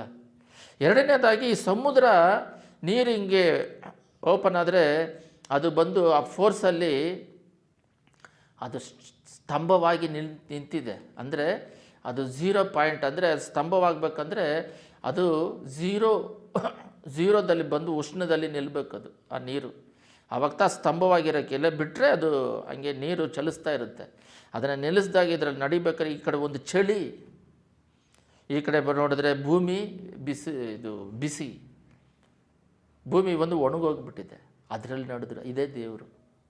ಇನ್ನೂ ಬಹಳ ಹೇಳ್ಬೋದು ದೇವ್ರ ಬಗ್ಗೆ. ಸಮುದ್ರ ಮೇಲೆ ನಡೀತಾರೆ, ಮನುಷ್ಯ ನಡೆಯೋಕ್ಕಾಗಲ್ಲ. ಸಮುದ್ರ ಅಲೆಗಳನ್ನ ಗದರಿಸಿದ್ರೆ ನಿಂತೋಗುತ್ತೆ. ಯಾಕಂದರೆ ಬೈಬಲ್ ಹೇಳುತ್ತೆ ಸೃಷ್ಟಿ ಮಾಡಿರೋರ ಬಗ್ಗೆ ಅದಕ್ಕೆ ಸೃಷ್ಟಿಗೆ ಗೊತ್ತು ಅಂತ. ನಿಮಗೂ ಅರ್ಥ ಆಗಿಲ್ಲ ಅಂದರೆ, ಯೋಶುವ ಯುದ್ಧ ಮಾಡಿದಾಗ ಒಂದು ದಿನ ಸೂರ್ಯ ಬಂದು ಸ್ಟಾಪ್ ಆಗಿತ್ತು. ನಾನೇ ಗೂಗಲಲ್ಲಿ ಚೆಕ್ ಮಾಡಿ ಓದಿದೆ ಒಂದು ಪುಸ್ತಕದಲ್ಲಿ. ಎಲ್ಲರೂ ಗಮನ ಇಟ್ಕೊಳ್ರಿ. ಭೂಮಿ ಎಷ್ಟು ವರ್ಷ ಆಯಿತು ಸೃಷ್ಟಿ ಮಾಡಿ ಅಂತ ಹೇಳ್ಬಿಟ್ಟು ಒಂದು ಸೈಂಟಿಸ್ಟ್ಗಳು ಬಿಟ್ಟು ಭೂಮಿ ತಿರುಗ್ತಿರೋದನ್ನು ಬಿಟ್ಟಾಗ ಒಂದು ಜಾಗದಲ್ಲಿ ಬಂದು ಸ್ಟಾಪ್ ಆಗುತ್ತೆ. ಅದು ಒಂದು ಜಾಗದಲ್ಲಿ. ಅವಾಗ ಅವರಿಗೆ ಅರ್ಥ ಆಗ್ತಿಲ್ಲ ಏನಕ್ಕೆ ಸ್ಟಾಪ್ ಆಗ್ತಿದೆ ಅಂತ ಹೇಳ್ಬಿಟ್ಟು. ಆಮೇಲೆ ಏನು ಮಾಡಿದ್ರು, ಬೈಬಲ್ನ ನೋಡಿದಾಗ ಯೋಶುವ ಕಾಲದಲ್ಲಿ ಸೂರ್ಯ ಬಂದ್ಬಿಟ್ಟು ಯುದ್ಧ ಮಾಡೋದಕ್ಕೋಸ್ಕರ ಒಂದು ದಿನ, ಆದರೆ ಭೂಮಿ ಆ ಕಾಲದಲ್ಲಿ ಭೂಮಿ ತಿರುಗೋದಂತೆಲ್ಲ ಸೂರ್ಯ ತಿರುಗ್ತೈತೆ ಅಂತ ಅಂದ್ಕೊಂಡಿದ್ರು. ಆ ಥರ ಭೂಮಿ ತಿರುಗಿದಾಗೆ ನಿಂದಿರಿಸಿದ್ದನ್ನು ಅವ್ರಿಗೆ ತಿರುಗಿಸ್ಬಿಟ್ರು. ಅದನ್ನು ಸ್ಯಾಟಲೈಟ್ನ ಬಿಟ್ಟಾಗ 6000 ವರ್ಷಗಳಾಯಿತು ಅಂತ ಹೇಳ್ಬಿಟ್ಟು ಅವರು ಅದಕ್ಕೆ ಬೇಕಾಗಿರೋ ಆಧಾರಗಳು ಬಹಳ ಇದ್ದಾವೆ. ಆ ರೀತಿಯಾಗಿ ಅವರು ಕೆನಡಾ ರಾಕೆಟ್ ಅಂತ ಅವರು ಅದನ್ನು ಕಂಡುಹಿಡಿದ್ರೆ ಭೂಮಿ ಎಷ್ಟು ವರ್ಷ ಆಯಿತು ಇದು ಸೃಷ್ಟಿ ಮಾಡಿ ಅಂತ ಹೇಳಿದಾಗ ದೇವರು ಭೂಮಿ ತಿರುಗಿದಂಗೆ ಒಂದಿನ ನಿಂದಿರಿಸಿದ್ರು. ಇನ್ನೊಂದು, ಲೋಕದಲ್ಲಿ ಬೆಂಕಿಯಲ್ಲಿ ಬಿದ್ದರೆ ಸುಟ್ಟೋಗಲ್ಲ. ಬೆಂಕಿ ಬಂದು ಅದರ ಸ್ವಭಾವ ಏನು? ಸುಡೋದು. ಆ ಸ್ವಭಾವನೇ ಸುಡೋದು. ಆದರೆ ಆ ಶಾದ್ರಾಕ್ ಮೇಷಕ್ ಆಬೇದ್ನೆಗೋರನ್ನ ಹಾಕೋರನ್ನ ಸುಡ್ತು, ಆದರೆ ಇವ್ರನ್ನ ಸುಟ್ಟಿಲ್ಲ. ಅದು ಯಾರಿಂದ ಸಾಧ್ಯ? ಹಾಕದವ್ರನ್ನ ಸುಟ್ಟೋಯ್ತು, ಅವ್ರು ಸತ್ರು ಅಂತಿದೆ. ಆದರೆ ಅದು ಬಿದ್ದವರು ಬೆಂಕಿಯಲ್ಲಿ ನಡ್ಕೊಳ್ತಾ ಇದ್ದಾರೆ. ಅವರು ನೆಬೂಕದ್ನೆಚ್ಚರ್ ಹೊರಗಡೆ ತೆಗೆದಾಗ ಅವರಿಗೆ ಆ ಗಾಳಿ, ಆ ಬೆಂಕಿ ಗಾಳಿ ಕೂಡ ಇಲ್ಲ ಅಂತ. ಎಷ್ಟು ದೊಡ್ಡ ದೇವರು ನೋಡ್ರಿ ನಮ್ಮ ದೇವರು. ಅಂಥ ಒಂದು ಸರ್ವಶಕ್ತನಾದ ದೇವ್ರನ್ನ ನಾವು ಆರಾಧನೆ ಮಾಡ್ತಾ ಇದ್ದೀವಿ. ಒಂದು ಮನುಷ್ಯ ಸತ್ತ ಮೇಲೆ ಎದ್ದೇಳೋಕ್ಕಾಗುತ್ತಾ? ಅವನವನೇ ಎದ್ದೇಳೋಕ್ಕಾಗುತ್ತಾ? ಮನುಷ್ಯ ಜ್ಞಾನ ತಿಳುವಳಿಕೆ ಹೆಚ್ಚಾಗಿದೆ ಅಂತ ಹೇಳ್ತೀವಲ್ಲ, ಅದ್ರ ಬಗ್ಗೆ ನಾವು ನೋಡೋಣ. ಮನುಷ್ಯನಿಗೆ ಜ್ಞಾನ ಹೆಚ್ಚಾಗಿ ಇರೋದಕ್ಕೆ ಕಾರಣ ಏನಂತ ನಾನು ಇವಾಗ ಹೇಳ್ತೇನೆ. ಅದೊಂದು ಲಿಮಿಟ್ ಮಾತ್ರನೇ. ತನ್ನನ್ನು ಸತ್ತವರು ತಾನೇ ಎದ್ದೇಳೋಕ್ಕಾಗುತ್ತಾ? ದೇವರು ಲಾಜರನ್ನು ಎಬ್ಬರಿಸಿದ್ರು, ನಾಯಿನೇ ಎಬ್ಬರಿಸಿದ್ರು, ಒಂದು ಮಗುವನ್ನು ಎಬ್ಬರಿಸಿದ್ರು, ಎಲ್ಲ ನಾವು ಬೈಬಲಲ್ಲಿ ನೋಡ್ತೇವೆ. ಮತ್ತು ಅವರು 2ನೇ ಮರಣವನ್ನು ಸಂಧಿಸಿದ್ರು. ಆದರೆ ಸತ್ತಿರೋರನ್ನು ಎಬ್ಬರಿಸಿದ್ರು. ಯೇಸು ಸ್ವಾಮಿ ಮಾತ್ರನೇ ಸತ್ತಿ 40 ದಿನ ಜನಗಳ ಜೊತೆಯಲ್ಲಿದ್ದು ಕಲ್ಲು ಮೇಲೆ ನಿಂತು ಎಲ್ಲ ಜನ ನೋಡ್ತಿದ್ದಂಗೆ ಹಂಗೆ ಆಕಾಶದಲ್ಲಿ ಹೋದರು. ಇವಾಗ ಯಾರಾದರೂ ಒಬ್ಬರು ಭೂಮಿ ಮೇಲಿಂದ ಹಂಗೆ ಆಕಾಶಕ್ಕೆ ಹೋಗೋಕೆ ಕೇಳ್ರಿ. ಎಷ್ಟು ದೊಡ್ಡ ದೇವರು. ದೇವರನ್ನು ಅಲ್ಪವಾಗಿ ತಿಳ್ಕೊಂಡು ಮನುಷ್ಯನಿಗೆ ಸ್ವಲ್ಪ ಜ್ಞಾನ ಬಂದಿದ್ದ ತಕ್ಷಣ, ಓದೋಕ್ಕೆ ಹೋಗಿದ್ದ ತಕ್ಷಣ, ಅವನು ಓದೋಕ್ಕೆ ಹೋಗಿದ್ದು ಇದು ವ್ಯಾಟ್ಸಪ್ಪು, ಈ ಯೂಟ್ಯೂಬ್ಗಳು ಬಂದಿದ್ದ ತಕ್ಷಣ ದೇವರಿಗೆ ವಿರೋಧವಾಗಿ ಜ್ಞಾನವನ್ನು ಉಪಯೋಗಿಸಿದ್ರೆ ಹೆಂಗೆ? ಏನಕ್ಕೆ ಈ ದಿನದಲ್ಲಿ ಇದ್ರ ಬಗ್ಗೆ ಸಬ್ಜೆಕ್ಟ್ ತಗೊಂಡ್ವಿ ಅಂತ ಹೇಳಿದ್ರೆ, ಏನು ಹೇಳಿದ್ರೂ ದೇವ್ರ ಬಗ್ಗೆ ಅಸಡ್ಡೆ, ಕೇರ್ಲೆಸ್ಸು, ಉದಾಸೀನೆ, ಪ್ರಶ್ನೆಗಳು. ಯಾಕಂದರೆ ಈ ಬಿಲ್ಡಿಂಗ್ಗಳನ್ನು ನೋಡಿಬಿಟ್ಟು, ಯಾವುದೋ ಈ ಬಿಲ್ಡಿಂಗ್ಗಳನ್ನು, ದೇವರು ನೋಡ್ರಿ, ಒಂದೇ ಮಾತು ಹೇಳ್ತೀನಿ, ದೇವರು ಪ್ರಾರಂಭದಿಂದ ಹಿಡಿದು ಮನುಷ್ಯ ಎಂಡುವರೆಗೂ ಅವನು ಏನು ಕಂಡುಹಿಡಿಬೇಕಂತಿದ್ದಾನೋ ಅಷ್ಟು ಮಾತ್ರನೇ ಕಂಡುಹಿಡಿಯೋದು. ಒಂದು ಉದಾಹರಣೆಗೆ ನಾವು ನೋಡಬೇಕಂದ್ರೆ, ಏರೋಪ್ಲೇನ್ ಬಂದ್ಬಿಟ್ಟು ಎಲ್ಲರೂ ತೆಗೆದು ಓದ್ರಿ. ಯೆರೆಮೀಯ 49:16 ಓದ್ರಿ. ಯೆರೆಮೀಯ 49:16.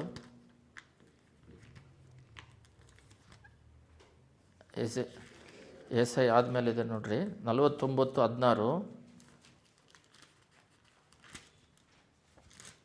ಓದ್ತೀನಿ ನೋಡ್ರಿ. ಆಹಾ, ನಿನ್ನ ಭೀಕರತ್ವವೆಲ್ಲ ಪರ್ವತಗಳಲ್ಲಿ ನೆಲೆಗೊಂಡು ಬಂಡೆಯ ಬಿರುಕುಗಳಲ್ಲಿ ವಾಸಿಸುವ ಜನವೇ, ನಿನ್ನದೆಯ ಹೆಮ್ಮೆಯು ನಿನ್ನನ್ನು ಮೋಸಗೊಳಿಸಿದೆ. ನೋಡ್ರಿ, ನೀನು ಹದ್ದಿನಂತೆ ನಿನ್ನ ಗೂಡನ್ನು ಉನ್ನತ ಸ್ಥಾನದಲ್ಲಿ ಕಟ್ಟಿಕೊಂಡರು ನಿನ್ನನ್ನು ಅಲ್ಲಿಂದ ಇಳಿಸಿ ಬಿಡುವೆನು. ಇದು ಯಾವುದ್ರ ಬಗ್ಗೆ ಅಂದರೆ ಬರೆದಿಟ್ಕೊಳ್ರಿ, ಸ್ಯಾಟಲೈಟ್ ಬಗ್ಗೆ. ಸ್ಯಾಟಲೈಟ್, ನೀನು ಎಷ್ಟೇ ದೊಡ್ಡದಲ್ಲಿ ಆಕಾಶದಲ್ಲಿ ಹೋಗಿ ನೀನು ಗೂಡು ಕಟ್ಟರು, ಅಲ್ಲಿ ಹೋಗಿ ಗೂಡು ಕಟ್ಕೊಂಡಿರೋರು ಯಾವುದಿದೆ ಆಕಾಶದಲ್ಲಿ? ಸ್ಯಾಟಲೈಟ್ಗಳು. ಆ ಸ್ಯಾಟಲೈಟಿಂದನೇ ಇವಾಗೆಲ್ಲ ನಡೀತಿರೋದು. ಅದನ್ನು ನಾನು ಇಳಿಸುವೆನು. ಇವಾಗ ನಾನು ಇಳಿಸುವುದ್ರ ಬಗ್ಗೆ ಮಾತಾಡ್ತಿಲ್ಲ. ಆಲ್ರೆಡಿ ಮನುಷ್ಯನಿಗೆ ನೀನು ಅಲ್ಲೋಗಿ ಗೂಡು ಕಟ್ತೀಯ ಅನ್ನೋದು ದೇವರಿಗೆ ಗೊತ್ತು. ಯಾಕೆ? ಸೃಷ್ಟಿ ಮಾಡೋರಿಗೆ ಗೊತ್ತು. ನಮಗೆ ಪ್ರೆಸೆಂಟ್ ಗೊತ್ತು, ದೇವರಿಗೆ ಎಂಡು ಗೊತ್ತು. ಪ್ರಪಂಚದಲ್ಲೇ ಮನುಷ್ಯನ ಎಂಡು ಮನುಷ್ಯನಿಗೆ ಗೊತ್ತಿಲ್ಲ. ಎಂಡು ಏನಂತ ದೇವರಿಗೆ ಮಾತ್ರನೇ ಗೊತ್ತು. ಎಂಡು ನೀನು ಅಲ್ಲಿ ಗೂಡು ಕಟ್ಟಿದ್ರೂ ಬೀಳಿಸ್ತೀನಿ ಅಂತ ಹೇಳ್ತಾರೆ. ಎರಡನೇದಾಗಿ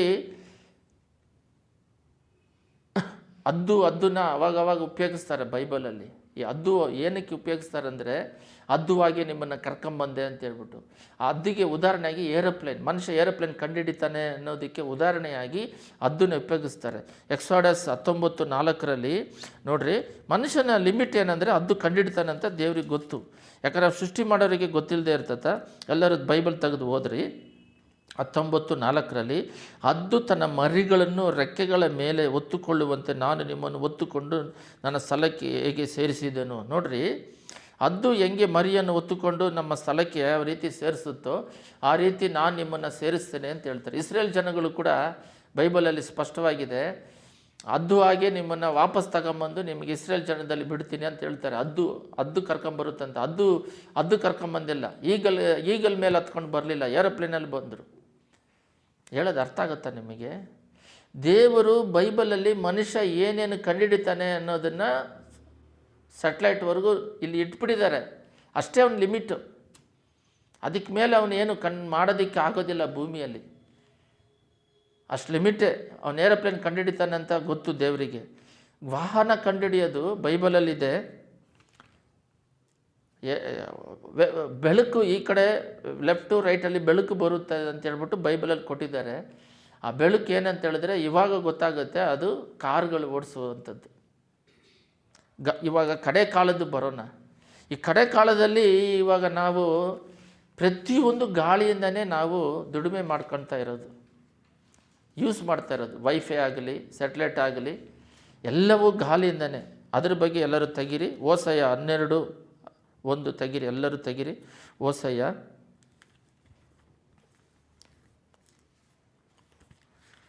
ಡ್ಯಾನಿಯಲ್ ಆದಮೇಲೆ ಬರುತ್ತೆ ನೋಡ್ರಿ, ಹಳೆ ಒಡಂಬಡಿಕೆ.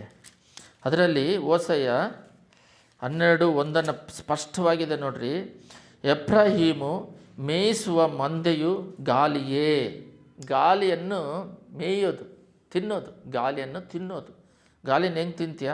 ಹಿಂದಟ್ಟುವ ಬೇಟೆಯ ಮೂಡನ ಗಾಳಿಯೇ. ಮತ್ತೆ ಅದನ್ನು ಹಿಂದಟ್ಕೊಂಡು ಓಡೋದು. ಒಂದು ಸಲ ತಿನ್ನೋದು, ಗಾಳಿನ ಹಿಂದಟ್ಕೊಂಡೇ ಹೋಗೋದು.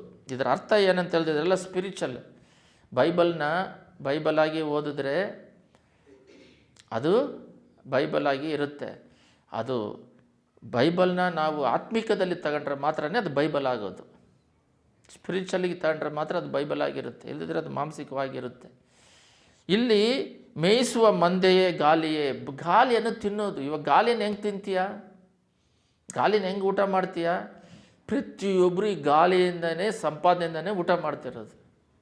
ವೈಫೈ ಇಂದ ಹಿಡಿದು ನಿಮಗೆ ಟಿ ವಿಲಿ ಕನೆಕ್ಷನ್ ಕೊಟ್ಬಿಟ್ಟು, ಇಲ್ಲಿಂದ ವೈರ್ ಇಲ್ಲದೆ ಕನೆಕ್ಷನ್ ಕೊಟ್ಬಿಟ್ಟು ನೀವು ಹಾಟ್ಸ್ಪಾಟ್ಗಳಂತ ಹೇಳ್ಕೊಂಡು ಏನೇನೆಲ್ಲ ನೀವು ಗಾಳಿಯಿಂದ ಮಾಡ್ತಿದ್ರೆ ಎಲ್ಲ ಬಂದು ಈ ಗಾಳಿಯಿಂದ ಮೇಯಿಸಿ ಹಿಂದಟ್ಟುವ ಬೇಟೆಯ ಮೂಡನ ಗಾಳಿ, ಅದನ್ನು ಹಿಂದಟ್ಕೊಂಡು ಹೋಗೋದು. ಯಾಕಂದರೆ ಅದ್ರ ಹಿಂದೆ ಹೋದ್ರೆ ನಮಗೆ ಹಣ ಬರೋದು. ನಿಮಗೆ ಇನ್ನೂ ಅರ್ಥ ಆಗಿಲ್ಲ ಅಂದರೆ ಇನ್ನೂ ವಾಕ್ಯಗಳಿದ್ದಾವೆ, ಭಾಳ ಇದ್ದಾವೆ. ಅದರಲ್ಲಿ ಪ್ರಕಟಣೆ ಇದು ಗಾಳಿ ಕಂಡಿಡ್ತಾರಂತನೂ ಗೊತ್ತು. ಗಾಳಿನ ಪ್ರಕಟಣೆ 7:1 ಓದ್ರಿ. ಅದರಲ್ಲಿ 2 ಸಾಕ್ಷಿಗಳು ಬಂದು ಆ ಗಾಳಿನ ಹಿಡಿದಿಡ್ತಾರೆ. ಅಲ್ಲಿ ನೋಡ್ರಿ 7:1 ತೆಗೆದು ಓದ್ರಿ. ಅದರಲ್ಲಿ ಎಷ್ಟು ಸ್ಪಷ್ಟವಾಗಿದೆ ಗಾಳಿ. ಇದಾದ ಮೇಲೆ 4 ಮಂದಿ ದೇವದೂತರು, ನೋಡ್ರಿ 4 ಮಂದಿ ದೇವದೂತರು ಆವಾಗ ಕಠಿಣ ಕಾಲ ಇದ್ದಾಗ ಭೂಮಿಯ 4 ದಿಕ್ಕುಗಳು ನಿಂತುಕೊಂಡು ಭೂಮಿ ಮೇಲಾಗಲಿ ಸಮುದ್ರ ಮೇಲಾಗಲಿ ಯಾವ ಮರದ ಮೇಲಾಗಲಿ ಗಾಳಿ ಬೀಸದಂತೆ ಭೂಮಿಯ ಚತುರ್ದಿಕ್ಕಿನ ಗಾಳಿಯನ್ನು ಹಿಡಿದಿಟ್ಟಿರುವುದನ್ನು ಕಂಡೆನು. ಇದು ಮೆಸೇಜ್ ಇದು. ಬಟ್ ಇವತ್ತು ದೇವ್ರ ಶಕ್ತಿಯನ್ನು ನೋಡ್ತೀವಿ. ಏನಕ್ಕೆ ಅಂತ ಹೇಳಿದ್ರೆ ಗಾಳಿಯಿಂದ ತಪ್ಪಿಸ್ಕೊಂಡು ಹೋಗೋಕ್ಕೆ ಎಲ್ಲಿ ಸಾಧ್ಯ ಇಲ್ಲ. ಅಲ್ಲಿ ಒಂದು ಸೆಲ್ ಇಟ್ಕೊಂಡಿದ್ರೆ ಅವ್ನು ಎಲ್ಲಿದ್ದಾನಂತ ಕಂಡುಹಿಡಿದು ಬಿಡ್ತಾರೆ. ಅದಕ್ಕೆ ಇವಾಗ ಚಿಪ್ಪು ಬರ್ತಾಯಿದೆ, ಅದು ಇನ್ನೂ ಬಂದಿಲ್ಲ, ಅದರ ಬೈಬಲಲ್ಲಿದೆ. ಏನು ಹೇಳ್ತಿದ್ದೀನಿ ಅಂದರೆ ಮೆಸೇಜ್ ದೇವ್ರು ಏನು ಮಾತಾಡೋಕ್ಕೆ ನಿಮಗೆ ಇಷ್ಟಪಡ್ತಿದ್ದಾರೆ ಅಂದರೆ, ದಾನಿಯೇಲ್ 12:4 ತಿಳುವಳಿಕೆ ಹೆಚ್ಚುವುದು ಅಂತ ಹೇಳಿದ್ರೆ ತಿಳುವಳಿಕೆ ಹೆಚ್ಚುತ್ತೆ. ದೇವರು ಇಲ್ಲಿಂದ ಇಲ್ಲಿವರೆಗೂ ಅವರು ಲಿಮಿಟ್ ಆಗಿ ಇದನ್ನು ಮಾಡ್ತಾರೆ ಅಂತೇಳಿ ತೋರಿಸಿ ಇಟ್ಬಿಟ್ಟಿದ್ದಾರೆ, ಫಿಕ್ಸ್ಡ್ ಮಾಡಿದ್ದಾರೆ. ಅಷ್ಟರ ಮಟ್ಟಿಗೆ ಅವ್ರು ಕಂಡುಹಿಡಿತಾರೆ. ಇವಾಗ ಗಾಳಿಯಿಂದ ದುಡಿಮೆ ಮಾಡ್ತಿದ್ದಾರಲ್ಲ, ಅದು ಇದೆ ಬೈಬಲಲ್ಲಿ, ಅದು ಇದೆ ಅಲ್ಲಿ ಹೋಸೆಯ 12:1. ಇಲ್ಲಿ ಆ ಗಾಳಿನ ಹಿಡಿದಿಡ್ತಾರೆ. ಯಾಕೆ ಹಿಡಿದಿಡ್ತಾರೆ ಅಂದರೆ ಅವಾಗ ಇಸ್ರೇಲ್ ಜನಗಳನ್ನು ಕಾಪಾಡಬೇಕಾಗಿದೆ. ಅವಾಗೆಲ್ಲ ಚಿಪ್ ಹಾಕಬೇಕು. ಅವರು ಗಾಳಿಯಿಂದ ತಪ್ಪಿಸ್ಕೊಳ್ಳೋಕ್ಕೆ ಆಗೋದಿಲ್ಲ. ಅದಕ್ಕೋಸ್ಕರ ಇದು ಕೊಟ್ಟಿದ್ದಾರೆ. ಬಟ್ ನಮಗೆ ಬೇಕಾಗಿರೋ ವಾಕ್ಯ ಭಾಗ ಏನಂತ ಹೇಳಿದ್ರೆ ಮುಖ್ಯವಾಗಿ ಗಾಳಿಯಿಂದ ಸಂಪಾದನೆ ಮಾಡೋದನ್ನೋದು ಇದೆ. ಅದು ಸಂಪಾದನೆ ಮಾಡೋದಕ್ಕೋಸ್ಕರನೇ ಅದ್ರ ಗಾಳಿಯಿಂದ ತಪ್ಪಿಸ್ಕೊಳ್ಳೋಕ್ಕಾಗೋದಿಲ್ಲ ಅನ್ನೋದಕ್ಕೋಸ್ಕರನೇ ಅದನ್ನು ಹಿಡಿದಿಡೋದು ಇದೆ. ಅದನ್ನು ಗಾಳಿನ ಹಿಡಿದಿಡೋಕ್ಕಾಗುತ್ತಾ? ಆದರೆ ಅವ್ರನ್ನ ಕಾಪಾಡೋದಕ್ಕೆ ನೋಡ್ರಿ. ಇವತ್ತು ನಾವು ಏನೇನು ನೋಡ್ತಾ ಇದ್ದೀವಿ ಅಂದರೆ ಏರೋಪ್ಲೇನ್ ಬಗ್ಗೆ ನೋಡಿದ್ವಿ, ಸ್ಯಾಟಲೈಟ್ ಆಕಾಶದಿಂದ ಬೀಳೋದು ಕಂಡುಹಿಡಿತಾರೆ ಸ್ಯಾಟಲೈಟ್ ಅನ್ನೋದ್ರ ಬಗ್ಗೆ ನೋಡಿದ್ವಿ. ಆದರೆ ಇನ್ನೂ ಭಾಳ ಇದ್ದಾವೆ, ವಾಕ್ಯಗಳನ್ನು ನಾವು ತೆಗೆದಿಲ್ಲ, ಬಟ್ ಬಾಯಿನಲ್ಲೇ ಹೇಳ್ತೀನಿ. ಎಸೆಕೆಲಲ್ಲಿ ನೀವು ನೋಡಿದ್ರೆ ಮೂಗಿಗೆ ಅದು ಎಲ್ಲರೂ ಮೂಗಿಗೆ ಮಾಸ್ಕ್ ಹಾಕ್ಕೊಂಡು ಹೋಗ್ತಾರೆ ಅಂತ ಹೇಳ್ಬಿಟ್ಟು ನ್ಯೂಕ್ಲಿಯರ್ ವೆಪನ್ ಕಂಡುಹಿಡಿಯೋದ್ರ ಬಗ್ಗೆ ಇದೆ, ರೇಡಿಯೇಷನ್ ಬಗ್ಗೆ ಇದೆ. ಮನುಷ್ಯನಿಗೆ ಎಷ್ಟು ಮಟ್ಟಿಗೆ ಅವರು ಕಂಡುಹಿಡಿಯೋಕ್ಕಾಗುತ್ತೋ ಅಷ್ಟನ್ನೇ ನ್ಯೂಕ್ಲಿಯರ್ ವೆಪನ್ ಬಗ್ಗೆ ಬೈಬಲಲ್ಲಿ ಸ್ಪಷ್ಟವಾಗಿದೆ. ಏಷಿಯಾದಲ್ಲಿ ಸ್ಪಷ್ಟವಾಗಿ ಎಸೆಕೆಲಲ್ಲಿ 38-39 ಸ್ಪಷ್ಟವಾಗಿ ಕೊಟ್ಟಿದ್ದಾರೆ. ಇಸ್ರೇಲಿಗೆ ವಿರೋಧವಾಗಿ ರಷ್ಯಾ ಯುದ್ಧಕ್ಕೆ ಬಂದಾಗ ಅಲ್ಲೆಲ್ಲ ಮಾಸ್ಕ್ ಹಾಕ್ಕೊಂಡು ಹೋಗೋದು, ಅವ್ರನ್ನ ನೀಡೋದು, ಮಾಸ್ಕ್ ಬಗ್ಗೆ ಚೆನ್ನಾಗಿ ಕೊಟ್ಟಿದ್ದಾರೆ. ಮೂಗನ್ನು ಅವರು ಮುಚ್ಕೊಂಡು ಹೋಗ್ತಾರೆ ಅಂತ ಹೇಳ್ಬಿಟ್ಟು. ಅಂದರೆ ಬಟ್ಟೆಯಲ್ಲಿ ಅಂದರೆ ಅದರದ್ದು ಅರ್ಥ ಏನಂತ ಹೇಳಿದ್ರೆ ಒಂದು ಸಲ ಜಪಾನಲ್ಲಿ ನ್ಯೂಕ್ಲಿಯರ್ ಹಿಂಗೆ ಓಪನ್ ಆಯಿತು. ಇವರು ಯಾರ್ಯಾರೆಲ್ಲ ಶ್ವಾಸಿಸ್ತಾರೋ ಅವರೆಲ್ಲ ಸತ್ತೋಗ್ತಾರೆ, ಒಳಗಿರೋರು ಡೆತ್ ಆದರು. ಅದಕ್ಕೆ ಫುಲ್ ಮಾಸ್ಕ್ ಹಾಕ್ಕೊಂಡು ಅವ್ರನ್ನ ಸುಟ್ಟಿಲ್ಲ, ಹಂಗೆ ತೆಗೆದು ಮಣ್ಣು ಮಾಡಿದ್ರು, ಸುಟ್ಟರೆ ಸ್ಪ್ರೆಡ್ ಆಗುತ್ತೆ ಅಂಥೇಳಿ. ಆವಾಗ ಅದಕ್ಕೆ ಕವಚಗಳೆಲ್ಲ ಹಾಕ್ಕೊಂಡು ಹೋದರು. ನ್ಯೂಕ್ಲಿಯರ್ ವೆಪನ್ ಕಂಡುಹಿಡಿತಾರಂತನೂ ದೇವ್ರಿಗೆ ಗೊತ್ತು. ಆದರೆ ಕಡೆಯದಾಗಿ ನ್ಯೂಕ್ಲಿಯರ್ ವೆಪನ್ನು ಆಯಿತು. ಟೆಕ್ನಾಲಜಿ ಇದ್ರ ಬಗ್ಗೆ ನಾವು ನೋಡೋಣ. ಟೆಕ್ನಾಲಜಿ ಅಂದರೆ ರೋಬೋಟ್. ಈಗ ಅದನ್ನು ಇಟ್ಕೊಂಡು ಮನುಷ್ಯ ಹೋ ಅಂತಿದ್ದಾನೆ. ಪ್ರತಿಯೊಂದು ಅಲ್ಲೂ ಮನುಷ್ಯ ಕಂಡುಹಿಡಿದ್ರಲ್ಲಿ ಅಡ್ವಾಂಟೇಜ್ ಡಿಸ್ಅಡ್ವಾಂಟೇಜ್ ಇದೆ. ಅಂದರೆ ಸ್ವಲ್ಪ ಉಪಯೋಗವೂ ಇದೆ, ಕೆಟ್ಟದ್ದು ಇದೆ. ಮನುಷ್ಯ ಕಂಡುಹಿಡಿದ್ರೆ ಏನೇ ಕಂಡುಹಿಡಿದ್ರೂ ದೇವರು ಸೃಷ್ಟಿ ಮಾಡಿ ಬಿಟ್ಟಿದ್ದರಲ್ಲಿ ಕೆಟ್ಟದ್ದೇ ಇಲ್ಲ, ಎಲ್ಲ ಒಳ್ಳೆಯದೇ. ಗಾಳಿ ಒಳ್ಳೆಯದೇ, ನೀರು ಮನುಷ್ಯನಿಗೆ ಒಳ್ಳೆಯದೇ, ಅದೇನು ಕೆಟ್ಟದ್ದು ಮಾಡೋದಿಲ್ಲ. ಗಿಡಗಳೆಲ್ಲ ಮನುಷ್ಯನಿಗೆ ಆಹಾರ ಕೊಡುತ್ತದೆ. ದೇವರು ಸೃಷ್ಟಿ ಮಾಡೋದೆಲ್ಲ ಒಳ್ಳೆಯದಾಗಿ ಸೃಷ್ಟಿ ಮಾಡಿದ್ದಾರೆ. ಮೃಗಗಳು ಮನುಷ್ಯನ ನೋಡಿ ಹೆದರ್ತವೆ, ಅದೇನು ನಮಗೆ ಹಾನಿ ಮಾಡೋ ಥರ ದೇವರು ಸೃಷ್ಟಿ ಮಾಡಿಟ್ಟಿಲ್ಲ. ಮನುಷ್ಯನೇ ದೊರೆತನೆ ಮಾಡೋದಕ್ಕೆ ಬಿಟ್ಟಿದ್ದಾರೆ. ಈ ಟೆಕ್ನಾಲಜಿ ಬಗ್ಗೆ ಹೇಳ್ಬೇಕಂದ್ರೆ ಹಳೆ ಒಡಂಬಡಿಕೆಯಲ್ಲಿ ನೆಬೂಕದ್ನೆಚ್ಚರ್ ಏನು ಮಾಡ್ದೆ ಅಂತ ಹೇಳಿದ್ರೆ ಒಂದು ಸೆಲೆಯನ್ನು ಇಟ್ಬಿಟ್ಟು, ಅವಂದೇ ಸೆಲೆ ನೆಬೂಕದ್ನೆಚ್ಚರನೇ ಮಾಡಿ ಇಟ್ಬಿಟ್ಟು ಪೂರ್ತಿ ಗೋಲ್ಡಲ್ಲಿ ಮಾಡಿ ಎಲ್ಲರೂ ನನ್ನನ್ನು ಆರಾಧನೆ ಮಾಡಿರಿ ಅಂತ ಹೇಳ್ದೆ. ಅದರಲ್ಲಿ ಮಾಡಿಲ್ಲ. ಮಾಡದೇ ಇರೋರನ್ನ ಬೆಂಕಿಯಲ್ಲಿ ಹಾಕಿದ. 7 ಪಟ್ಟು ಅಧಿಕವಾಗಿ ಮಾಡಿ ಹಾಕ್ದ. ಬಟ್ ಅದು 7 ಪಟ್ಟು ಬೆಂಕಿಯಿಂದ ಕಾಪಾಡಿದ್ರು. ಆದರೆ ಈಗ ಕಡೆ ಕಾಲದಲ್ಲಿ ನಾನು ನಿಮಗೆ ಮೊದಲೇ ಹೇಳಿದ್ದೆ, ಪ್ರಾರಂಭದಿಂದ ಆದಿಕಾಂಡದಿಂದ ಹಿಡಿದು ಇದುವರೆಗೂ ಸೈತಾನನ್ನು ಪೂರ್ತಿಯಾಗಿ ಆಳ್ವಿಕೆ ಮಾಡಬೇಕು. ದೇವರ ಪರಿಶುದ್ಧಾತ್ಮ ಚಲಿಸುವಿಕೆನೇ ಇರಬಾರ್ದು, ಪೂರ್ತಿಯಾಗಿ ಅವನ ಕಂಟ್ರೋಲಲ್ಲೇ ಇರಬೇಕು. ಇದುವರೆಗೂ ಕೊಟ್ಟಿಲ್ಲ ದೇವರು. ಈ ರ್ಯಾಪ್ಚರ್ ಬಂದಾಗ ನಾವು ಇವಾಗ ಪ್ರಾರ್ಥನೆ ಮಾಡಿಕೊಂಡು ಅವನಿಗೆ ಅವನ ಆಳ್ವಿಕೆ ಮಾಡಿದ ಹಾಗೆ ಅಡ್ಡಿಪಡಿಸ್ತಾ ಇದ್ದೀವಿ. ಅದೆಲ್ಲ ನಾವು ಆಲ್ರೆಡಿ ನೋಡಿದ್ದೀವಿ. ನಾವೆಲ್ಲ ಎತ್ತಲ್ಪಟ್ಟಾಗ, ಅದಕ್ಕೆ ಬೇಗ ಬರುವಿಕೆ ಎತ್ತಲ್ಪಟ್ಟಾಗ ಪೂರ್ತಿ ಅವನದೇ ಸಾಮ್ರಾಜ್ಯ ಇರುತ್ತೆ. ಆಗ ಸಾಮ್ರಾಜ್ಯ ಇದ್ದಾಗ ಈ ರೋಬೋಟು ಟೆಕ್ನಾಲಜಿ ಅದನ್ನು ಆಲ್ರೆಡಿ ನೀವು ಟಿ ವಿಲೆಲ್ಲ ನೋಡಿರ್ತೀರ. ಸೋಫಿಯಾ ಅಂತ ಹೇಳ್ಬಿಟ್ಟು ಬಂದಿದೆ. ಅದು ಇವಾಗ ಇನ್ನೂ ಅಧಿಕವಾಗ್ತಾ ಇದೆ. ಎಲ್ಲ ಕಡೆ ಹೋಟೆಲು, ನ್ಯೂಸ್ ಹೇಳೋದು, ಚರ್ಚಲ್ಲಿ ಪ್ರಸಂಗ ಮಾಡೋದಕ್ಕೆ, ಅದಕ್ಕೇನಿಲ್ಲ, ಅದು ಸಾಫ್ಟ್ವೇರ್ನ ತುಂಬಿಸ್ತಾರೆ, ಆರ್ಟಿಫಿಷಿಯಲ್ ಇಂಟೆಲಿಜೆನ್ಸ್ ಅಂತ ಹೇಳ್ಬಿಟ್ಟು. ಇವಾಗ ಅದು ರೋಬೋಟ್ ಅನ್ನೋದನ್ನು ಇವಾಗ ಆರ್ಮಿಗೆಲ್ಲ ಬಂದ್ಬಿಟ್ಟಿದೆ. ಇದೇನು ಮಾಡುತ್ತೆ, ಕಡೆಯಲ್ಲಿ ಅದನ್ನು ಯಾರು ಆರಾಧನೆ ಮಾಡಲ್ವೋ ಅದೇ ಕೊಳ್ಳುತ್ತೆ. ಬೇಕಾದ್ರೆ ಚಿಪ್ ಹಾಕ್ಕಬೇಕು. ಯಾಕಂದರೆ ನೋಡ್ರಿ, ಅಪ್ಡೇಟ್ ವರ್ಷನ್ ಬೈಬಲು. ನೆಕ್ಸ್ಟ್ ಏನು ನಡೀತೈತೆ, ಎಲ್ಲಿ ಎಂಡ್ ಆಗುತ್ತೆ ಅಂತ ಬೈಬಲಲ್ಲಿದೆ. ಯಾರು ಹೇಳ್ತಾರೆ ಇದನ್ನು? ಯಾವ ಮನುಷ್ಯ ಹೇಳೋಕ್ಕಾಗುತ್ತೆ? ಇನ್ನು ಯುರೋಪಿಯನ್ ಬರುತ್ತೆ ಅಂತ ಹೇಳ್ಬಿಟ್ಟು ಕಂಪಲ್ಸರಿಯಾಗಿ ಬೈಬಲ್ ಹೇಳುತ್ತೆ. ಇಸ್ರೇಲ್ನವರು ದೇವಸ್ಥಾನ ಕಟ್ಟಿದ ಮೇಲೆ ಅವರು ಅಲ್ಲಿ ಕಟ್ಟೋಕ್ಕೆ ಒಂದೇ ಪ್ಲೇಸು, ಅಲ್ಲಿ ಕಟ್ಟಿದಾಗ ನಾವು ರ್ಯಾಪ್ಚರ್ ಇದೆ ಅಂತ ಹೇಳುತ್ತೆ. ಅದಕ್ಕೆ ತಕ್ಕಂತೆ ಎಲ್ಲ ನಡೀತಾ ಇದೆ. ಇಲ್ಲಿ ಗಾಳಿ ಹಿಡಿದುಕೊಂಡ್ರು ಆ ಟೈಮಲ್ಲಿ ಪೂರ್ತಿಯಾಗಿ ಸೈತಾನನ ಆಳ್ವಿಕೆ ಇರುತ್ತೆ. ಅವನ್ನ ಆರಾಧನೆ ಮಾಡೋಕ್ಕೆ ಮೃಗದ ಅಂಕೆಯನ್ನು ಹಾಕಬೇಕಾಗುತ್ತೆ. ಆವಾಗ ಅದಕ್ಕೆ ಆಗದೇ ಇರೋರು, ರಕ್ತಸಾಕ್ಷಿಯಾಗಿ ಸತ್ತವರು ಪರಲೋಕ ರಾಜ್ಯಕ್ಕೆ ಬರ್ತಾರೆ, ನಾವು ರ್ಯಾಪ್ಚರ್ ಆಗಿರ್ತೀವಿ ಅಂತ ಇರುತ್ತೆ. 1000 ವರ್ಷ ದೇವರು ಆಳ್ವಿಕೆ ಮಾಡ್ತಾರಂತಿದೆ. ಮೆಗಿಡೋ ಯುದ್ಧ, ಅದಕ್ಕೆ ಬೇಕಾಗಿರೋ ಸಿಂಪ್ಟಮ್ಸ್, ಆ ಜಾಗ ಇನ್ನೂ ಭದ್ರವಾಗಿದೆ. ಏನೇನೋ ಆದಿಕಾಂಡದಿಂದ ಇದುವರೆಗೂ 2000 ವರ್ಷಗಳ ಮುಂಚೆ ಬರೆದಿರೋದು. ಇದು 16ರಲ್ಲಿದೆ. ಅದು ಆ ಪ್ಲೇಸ್ ಎಲ್ಲ ಹೆಸರುಗಳೆಲ್ಲ ಇದ್ದಾವೆ. ನೋಡಿ, ಅರ್ಮೆಗದೋನ್ ಎಂಬ ಹೆಸರುಳ್ಳ ಸ್ಥಳಕ್ಕೆ ಕೂಡಿಸಿದವು 16:16ರಲ್ಲಿ. ಆ ಪ್ಲೇಸು ಕೂಡ ಅದೇ ಹೆಸರಲ್ಲಿ ಇನ್ನೂ ಭದ್ರವಾಗಿ ಕಾಪಾಡಿದ್ದಾರೆ. ಎಲ್ಲ ಫ್ಯೂಚರ್ ಬಗ್ಗೆ ಎಲ್ಲ ಇದೆ ಬೈಬಲಲ್ಲಿ, ಅಷ್ಟು ಸ್ಪಷ್ಟವಾಗಿದೆ. ಇಂಥ ದೇವರನ್ನು ನಾವು ಆರಾಧನೆ ಮಾಡ್ತಾ ಇದ್ದೀವಿ. ಇವತ್ತಿನ ದಿನದಲ್ಲಿ ಮನುಷ್ಯರು ಪ್ರತಿಯೊಂದು ದೇವರ ಬಗ್ಗೆ ಮಾತಾಡಿದ್ರೆ ಸಾಕು, ಪ್ರಶ್ನೆಗಳು ಕೇಳೋದು ಅಧಿಕವಾಗ್ತಾ ಇದೆ. ನಂಬಬೇಕು, ವಿಶ್ವಾಸ ಬೇಕು. ಕಣ್ಣಿಂದ ನೋಡಿ ನಂಬೋದಕ್ಕಿಂತ ಬೈಬಲ್ ವಾಕ್ಯಗಳನ್ನು ಓದಿದಾಗಲೇ ನಮಗೆ ವಿಶ್ವಾಸವನ್ನು ಬೆಳೀತದೆ. ಬೈಬಲ್ ಓದಬೇಕು. ನೋಡ್ರಿ, ಈ ಬೈಬಲ್ನ ಎಲ್ಲರೂ ಒಂದು ಪುಸ್ತಕನ ಒಂದು 10 ಸಲ ಓದ್ತಾರೆ, 20 ಸಲ ಓದ್ತಾರೆ. ಈ ಬೈಬಲ್ನ 2200 ಸಲ ಓದಿದ್ರೂ, ಎಷ್ಟೋ ಒಬ್ಬೊಬ್ಬರು 500 ಸಲ 1000 ಸಲ ಓದಿದ್ರು ಇನ್ನೂ ಓದ್ತಾಯಿದ್ರೆ ಹೊಸದಾಗಿ ಬರ್ತಾಯಿದೆ. Update version Bible. ಅದು ಒಂದು ಸಲ ಓದಿದಾಗ ಒಂಥರ ಮಾತಾಡುತ್ತೆ, 12 ಸಲ ಓದಾಗ ಅದೇ ವಾಕ್ಯ ಬೇರೆ ರೀತಿಯಲ್ಲಿ ಸ್ಪಿರಿಚುವಲ್ ಸ್ಟ್ಯಾಂಡರ್ಡ್ಸಲ್ಲಿ ಮಾತಾಡಿ, ಇನ್ನೊಂದು ಸಲ ಇನ್ನೂ ಅಪ್ಡೇಟ್ ವರ್ಷನಲ್ಲಿ ಮಾತಾಡುತ್ತೆ. ಆ ರೀತಿ ಸ್ಟ್ಯಾಂಡರ್ಡ್ನೆಸ್ ಆಗಿ ಹೋಗ್ತಾ ಇದೆ. ಬಟ್ ಬೈಬಲ್ ಬರೆದು 2000 ವರ್ಷಗಳಾಯಿತು. ಈ ಕಾಲಕ್ಕೆ ಮಾತಾಡುತ್ತೆ, ಈ ಕಂಪ್ಯೂಟರ್ ಕಾಲದ ಬಗ್ಗೆ ಮಾತಾಡುತ್ತೆ. ಆ ಥರ ಬುಕ್ ಎಲ್ಲಿದೆ? ಇದು ಬುಕ್ಕಲ್ಲ, ದೇವರ ಮಾತು, ಪರಿಶುದ್ಧಾತ್ಮನು ನಮ್ಮ ಕೈಯಲ್ಲಿ ಕೊಟ್ಟಿರುವಂಥದ್ದು. ಆ ಟೆಕ್ನಾಲಜಿ ಬಗ್ಗೆ ಒಂದು ವಾಕ್ಯವನ್ನು ಓದ್ರಿ, ನೋಡ್ರಿ. 13 ತೆಗಿರಿ ಎಲ್ಲರೂ. 13:15 ಓದ್ರಿ. ಇದಲ್ಲದೆ ಆ ಮೃಗದ ವಿಗ್ರಹಕ್ಕೆ ಜೀವ ಕೊಡುವ ಸಾಮರ್ಥ್ಯ ಇದಕ್ಕೆ ದೊರೆಯಿತು. ಇವಾಗ ಆಲ್ರೆಡಿ ಅದಕ್ಕೆ ಜೀವ ಬಂದಿದೆ. ನೋಡ್ರಿ, ಒಂದು ರೋಬೋಟ್ ಇದೆ. ಆ ರೋಬೋಟಲ್ಲಿ ಮನುಷ್ಯ ಹೋಗಿ ಕೇಳ್ತಾನೆ, ನೀನು ಬರುವ ಕಾಲದಲ್ಲಿ ಮನುಷ್ಯನನ್ನು ಕೊಳ್ತೀಯಾ ಅಂತ ಕೇಳಿದ್ರೆ, ನಾನು ಕೊಳ್ಳಲ್ಲ ಅಂತಲೇ ಹೇಳ್ಬೇಕು. ನೀವು ನಡ್ಕೊಳ್ಳೋ ವಿಧಾನ ಬಟ್ಟಿ, ನೀವು ನಡ್ಕೊಂಡ್ರೆ ವಿಧಾನ. ಆಲ್ರೆಡಿ ಒಬ್ಬನ ಕೊಂದಾಯ್ತದು. ಚೆಸ್ ಆಡೋಕ್ಕೆ ಟೈಮ್ ಕೊಟ್ಟಿಲ್ಲ ಅಂತ ಬೆರಳು ಮುರಿದಾಯಿತು. ಇವಾಗ ಆ ರೀತಿ ರೋಬೋಟ್ಗಳು ಇವಾಗ ಅಧಿಕವಾಗ್ತಾ ಇದೆ. ಕೆಲಸದಿಂದ ತೆಗಿತಾ ಇದ್ದಾರೆ ಜನಗಳನ್ನು. ರೋಬೋಟಿಗೆ ಊಟ ಇಲ್ಲ. ಇಲ್ಲಿ ನೋಡ್ರಿ, ಎಲ್ಲ ಕೇಳ್ರಿ. ಅದಕ್ಕೆ ಊಟ ಸೇವ್ ಆಗುತ್ತೆ, ಸಂಬಳ ಇಲ್ಲ. ಅದಕ್ಕೆ ಸೂರ್ಯನ ಗ್ರಹಣದಿಂದಲೇ, ಸೋಲಾರ್ ಸಿಸ್ಟಮಲ್ಲೇ ಅದು ತನ್ನನ್ನು ಬಲಪಡಿಸ್ಕೊಳ್ಳುತ್ತೆ. ಒಂದು ಸಲ ಅದು ಅಮೌಂಟ್ ಕೊಟ್ಟು ತಗೊಂಡು ಫ್ಯಾಕ್ಟ್ರಿಯಲ್ಲಿ ಏನಕ್ಕಾದ್ರು ಕೆಲಸಕ್ಕೆ ಇಟ್ಕೊಂಡ್ರೆ ಅದಕ್ಕೆ ಊಟ ಕೊಡೋಂಗಿಲ್ಲ, ಸಂಬಳ ಕೊಡೋಂಗಿಲ್ಲ, ಎಲ್ಲ ಸೇವ್ ಆಗುತ್ತೆ. ಅದಕ್ಕೆ ವಿಗ್ರಹಕ್ಕೆ ಜೀವ ಕೊಡೋ ಸಾಮರ್ಥ್ಯ ಇದಕ್ಕೆ ದೊರೆಯುವುದು. ಈ ಮೃಗದ ವಿಗ್ರಹ ಮಾತಾಡುವುದು, ತನಗೆ ನಮಸ್ಕಾರ ಎಲ್ಲರಿಗೂ ಮರಣದಂಡನೆ ಆಗುವುದು. ಮನುಷ್ಯ ರೋಬೋಟ್ ಇಟ್ಕೊಂಡು ರೋಬೋಟು ಟೆಕ್ನಾಲಜಿ ಅಂತಿದ್ದಾನೆ. ಆದರೆ ಇದೇ ಟೆಕ್ನಾಲಜಿ ಲಾಸ್ಟಲ್ಲಿ ಅದನ್ನು ಆರಾಧನೆ ಮಾಡಬೇಕು, ಇಲ್ಲದಿದ್ದರೆ ಕೊಲ್ಲುತ್ತಂತ ಬೈಬಲಲ್ಲಿ ಇದೆ. ಅದು ನಡೀತತೆ, ಅದು ಗೊತ್ತಿಲ್ಲ.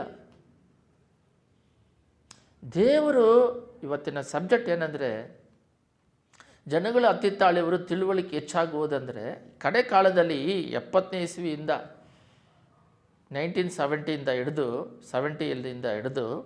ಸ್ವಲ್ಪ ಎಜುಕೇಷನ್ ಸ್ವಲ್ಪ 2000ವರೆಗೂ ಬಂದು. ಅದಕ್ಕೆ ಮುಂಚೆ ಎಜುಕೇಷನ್ ಎಲ್ಲ ಅಷ್ಟೇನು ಇಲ್ಲ, ನಾಲೆಡ್ಜ್ ಸಿಸ್ಟಮ್ ಏನಿಲ್ಲ. ಇವಾಗ ಸ್ವಲ್ಪ ಎಜುಕೇಷನ್ ಬರ್ತಾ ಇದೆ. ಅದ್ರ ಬಗ್ಗೆ ಡೀಟೇಲ್ ಆಗಿ ಬೈಬಲಲ್ಲಿ ಕೊಟ್ಬಿಟ್ಟಿದ್ದಾರೆ. ಇಷ್ಟೇ, ಅವ್ರ ಕೈಯಲ್ಲಿ ಏನು ಮಾಡೋಕ್ಕಾಗುತ್ತಂದರೆ ಟೆಕ್ನಾಲಜಿವರೆಗೂ ಮಾಡ್ಬೋದು. ಸ್ಯಾಟಲೈಟ್ ಮೇಲೆ ಇಟ್ಟಿದ್ದಾರೆ, ಇಷ್ಟೇ. ಇದನ್ನೇ ಅವರು ಜನಗಳು ನಾವು ಅದನ್ನು ಸಾಧಿಸ್ಬಿಟ್ಟಿವಿ, ಏರೋಪ್ಲೇನ್ನ ನಾವು ಸ್ಯಾಟಲೈಟ್ನ ಮೂನಿಗೆ ಕಳಿಸ್ಬೋದು. ಒಂದು 10 ವರ್ಷ ಆದಮೇಲೆ ಅಲ್ಲಿ ಹೋಗಿ ಮನುಷ್ಯರು ಜೀವನ ಮಾಡೋಕ್ಕಾಗಲ್ಲ ಅಂತ ಒಂದು ರಿಪೋರ್ಟ್ ಬರುತ್ತೆ ಅಷ್ಟೇ. ಯಾಕಂದರೆ ಅಲ್ಲಿ ಮನುಷ್ಯ ಜೀವನ ಮಾಡೋಕ್ಕಾಗಲ್ಲ ಅಂತ ಹೇಳ್ಬಿಟ್ಟು ಬೈಬಲಲ್ಲಿ ಇದೆ, ಅಷ್ಟೇ. ಅದ್ರ ಮೇಲೆ ಇವರು ಏನು ಮಾಡೋಕ್ಕಾಗೋದಿಲ್ಲ. ದೇವರಿಗೆ ಮಿತಿಮೀರಿ ಏನು ಮಾಡೋಕ್ಕಾಗೋದಿಲ್ಲ. ದೇವರ ಶಕ್ತಿಯೇ ಫಿಕ್ಸ್ಡ್. ಅದರಿಂದ ಸಭೆಗೆ ಕೂಡಿರುವ ನೀವು ಆಗಲಿ,